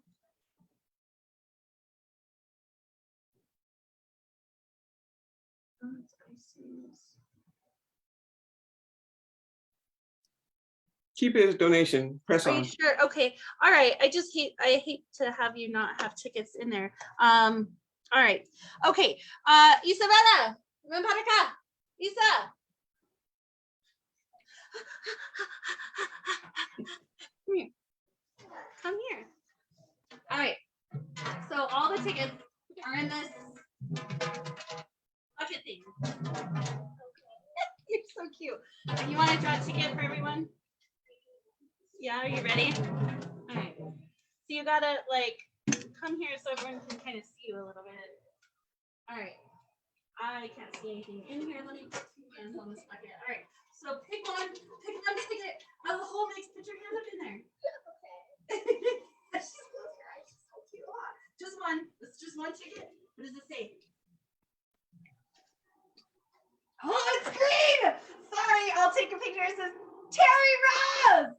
Terry Rose Johnson, you won the entire collection. Sorry, it's all green screened out, but there it is, Terry Rose. Thank you. I'm excited, right? All right, so now everyone who's here is going to get a ticket for the artwork, and we'll draw for that real quick. No, I don't get 2 tickets because I am on here twice. In fact, I'm going to remove myself. I'm not even going to put my name in because I want someone else to win this artwork. All right, so we have Martina.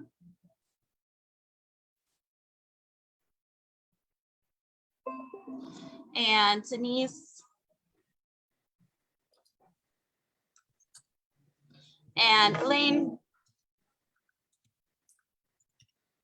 An elemental, and Gwency. And I do thank everyone for doing this, for helping us with the raffle. All of that money is going to go to help fund the books here, whether it's the copyright fees, the ISBN numbers, the shipping, tax, all of those little things, they kind of add up. And so whatever we can do to help poets here. All right, we got Kimberly, Shaw, Luciana, PoetCon, Tanish, Terry Rose. Okay, cool. So make sure I got everyone. Elemental, Elaine, Gwency, Kimberly, Shaw, Luciana, PoetCon, Tanish, and Terry Rose. Okay, I don't think I missed anyone. Hopefully I got everyone. So I'm going to break these up. And we'll do one more. I'll bring up the picture of the artwork. I'll tell you a little bit about Denise's sister and her work. And she's generously donated this piece of artwork, and it's absolutely beautiful. All right, so I'm going to do a screen share because I'm going to show you this picture. Let me see if I can make this bigger. All right, so this is the picture of the artwork that we are going to be giving away. I'll read you real quick the bio for Jazz and the concept behind this piece of artwork. Okay, so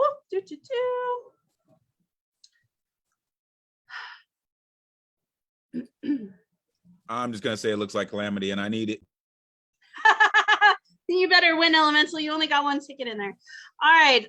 It's titled Olin, Ollin.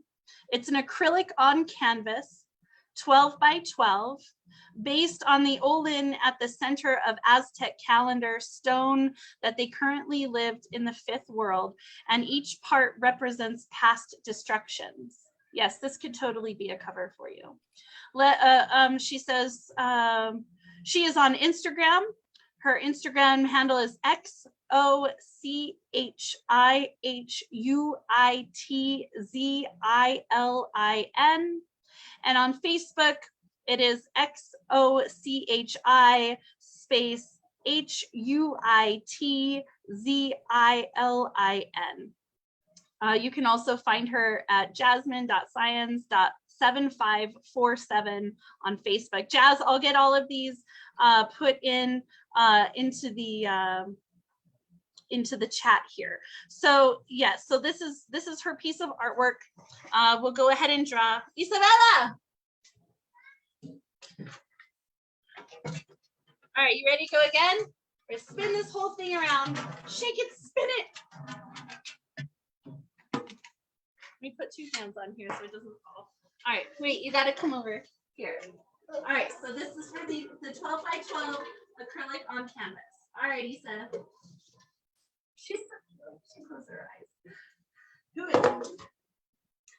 Christina Ivy. Christina Ivy, my beautiful friend. You just won this acrylic. Very congratulations. I will get your address and stuff to Jazz. Thank you all so very much for all of your love and support in this process. Oops, let me stop screen sharing. There we go. Where did everyone go? Yeah, there we are. All right. Thank you so much. One more time to show you all the books that you heard from today. We have Kimberly Shaw, inspired by actual events. We have Cerebellum Mental's Swallow My Sparrow. Sing Home Back to Me by Lane Hill. My Abyss, I Wrote Him Free by Poet Khan Rasfaya. Calamity by Elemental. Conversations with Grief by myself, Marissa Prada. Guanaco Binge by Matthew Matakin. Epiphanies of the Soul by Ma Dukes. Deanne Hill, sorry, because the book is actually registered under Deanne Hill, so you'll be able to find it through Deanne Hill. Before the Streetlights Come On, Fresh Linen, and Belly of the Snake by Denise Science.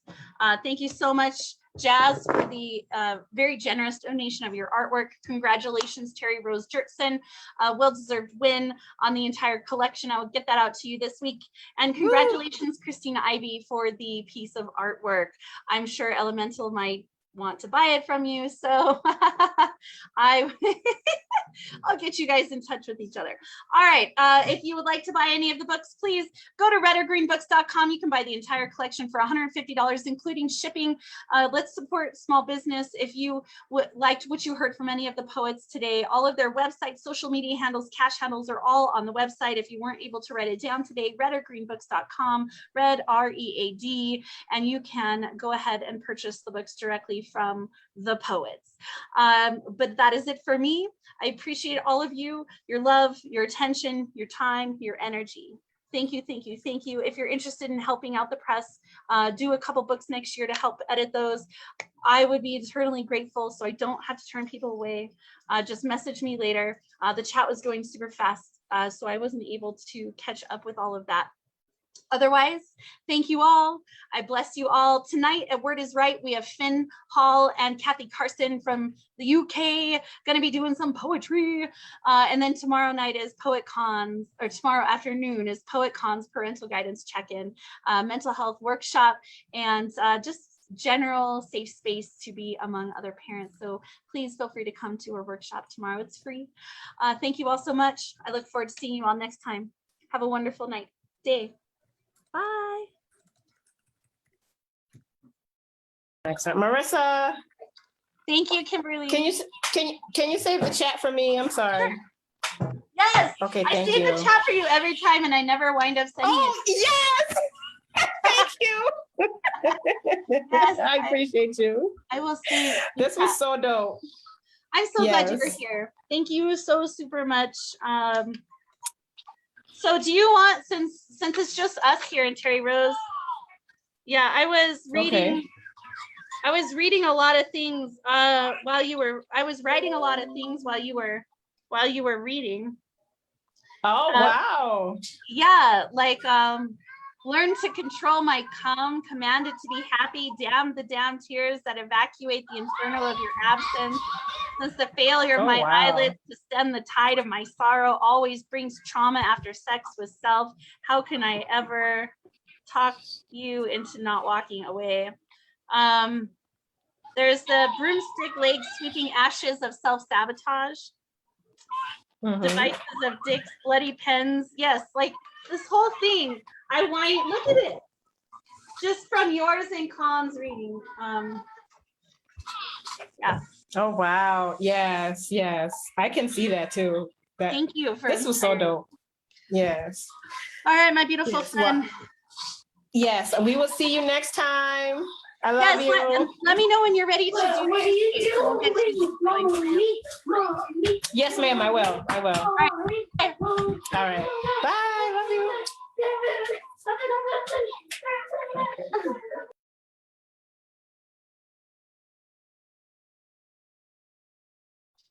Thank you. Thank you, Terry Rose. I gotta scroll back up into the chat because I missed a bunch of stuff people were saying. So I'm just kind of going back up in there. But congratulations on winning the ticket, or winning the set. It's very exciting. I'm so excited. I'll leave my book blank. So if you wanted to give it as a gift or something, that you can, since you already have one of mine. And I have one of Denise's. Yeah. I have Belly of the Snake. Yeah. So you can definitely keep it, give it away. It's yours to do whatever you wish. Did the authors sign those books, or they're all blank? They're all blank, but you could probably send it to them for a signature. It's media mail is $2.89 to send a book. So it's pretty cool. inexpensive. But I only got one signed copy from everyone, and that was for Shane Maynard because she did all the cover art for us. And I still need one more book turned in for her, and it's 3 months later. It's like pulling teeth to get these poets to sign them and send them to me. But if you were to make arrangements with them to do that, they'll do that for you. Okay, well, thank you. I'm just so grateful. I was so happy. I was praying while your daughter was pulling that ticket. I was like, please, God, please let it be me. Yes, I love it. I wish it could be a signed set, right? But it was just too hard to get all these poets to turn it in on time. Yeah, it's fine. I just was wondering if they did that, but that's fine, because how would they know who they were gonna? How would they know who was getting it anyway? It wouldn't be personalized, right? Right. But I'm sure you could send it. Send it for a couple bucks. Maybe someday I'll be able to actually walk up to them personally and be able to hand it to them. That's what I really want to be able to do. Yes, I would love that. I'm hoping that a lot of them come for the New Mexico State Poetry Society. We are having our convention in the spring of next year. And I'm hoping that at least Khan and Denise and Sarah Elemental are able to come. And then, that would be maybe, I don't know if Elemental would come or not, but. Let me know when that is. And then I'll see if I can, I have my schedule's pretty flexible. I just have to, my husband's the one that's totally inflexible with his schedule. I just want him to quit his job so he could just come around places with me. But yes, we need that income. So he's going to still stay there for a little bit anyway. I'll definitely try and fit that in. I've been to Albuquerque before. I know. I have some friends, like long lost high school friends that live there, but I haven't. Oh my God, it's been so many years since I I actually went there and stayed overnight at their house. But oh my God, before my son was born, probably, oh my God, like close to 30 years ago. Yeah, that's incredible. But I love New Mexico. I love Albuquerque. I love that whole area. It's so beautiful here. Everyone who comes who's a poet, they're always like, wow, this is so nice. And Yeah. they, I know that Shane Maynor, the artist, is looking to buy property here. So she may be moving here, which would be, I'm not surprised because we get 300 days a year of sunshine. We experience all the seasons without extremes. We really don't get inclement weather that often. We're not really, we get forest fires, but we're not really at risk of that here in the city. We don't get hurricanes or tornadoes. I mean, Eastern New Mexico gets tornadoes. We don't really get floods, not like Tennessee. So the food's amazing here. It's cheap to live here. So a lot of people, I'm hoping, come and move out here. Maybe when I retire, I'm looking for somewhere to go. I don't want to stay in New Jersey. It's just too expensive. I'm dying with the taxes. And it's humid, and it gets those nor'easters are no joke. That hurricane, that's no joke at all. Yeah. But New Mexico could very well be a place to retire. You still experience the winter, but it's not in extremes. If it snows, it's gone the next day, and we get about 8 inches of rain of precip a year. So it's really dry. We don't have a lot of bugs. It's nice. Yes. Maybe I will. Maybe I'll just start checking out properties now. Yeah. Well, now is a good time. I mean, the real estate market's it's a rubber band, right? Expansion, contraction. And so during COVID, everything shrunk, and then now it's kind of expanding, but we're going to see it go back down as winter nears. So that might be a very good time to look. I do have a good realtor friend who sold me my house. If you need someone like a contact here, someone to work with, she's amazing. And she's so nice. Yeah, send me her info. Okay. I'm just giving you more and more work to do. I feel really bad. Okay. It's like it's a click away on the phone. So, and her name is Tony. Cool. Honick. That's my sister's name. Oh, that's my sister lives in San Diego, which is another beautiful place, but I can't afford California, man. I don't even know how the hell she stays out there, but it's just crazy pricing. I love California's weather though. California is nice, except it's expensive to live there. And there is a major earthquake due to hit sometime soon. Yes. Yes, I know. There's always the earthquakes. Yeah. But okay. So, all right, sweetheart. Well, I'll get this in the mail to you this week. And if you need anything, just let me know. Yes, I will. Okay. And if you need help doing like proofreading on some of the stuff, you can like hit me up for that too. Okay. What I might do is I'll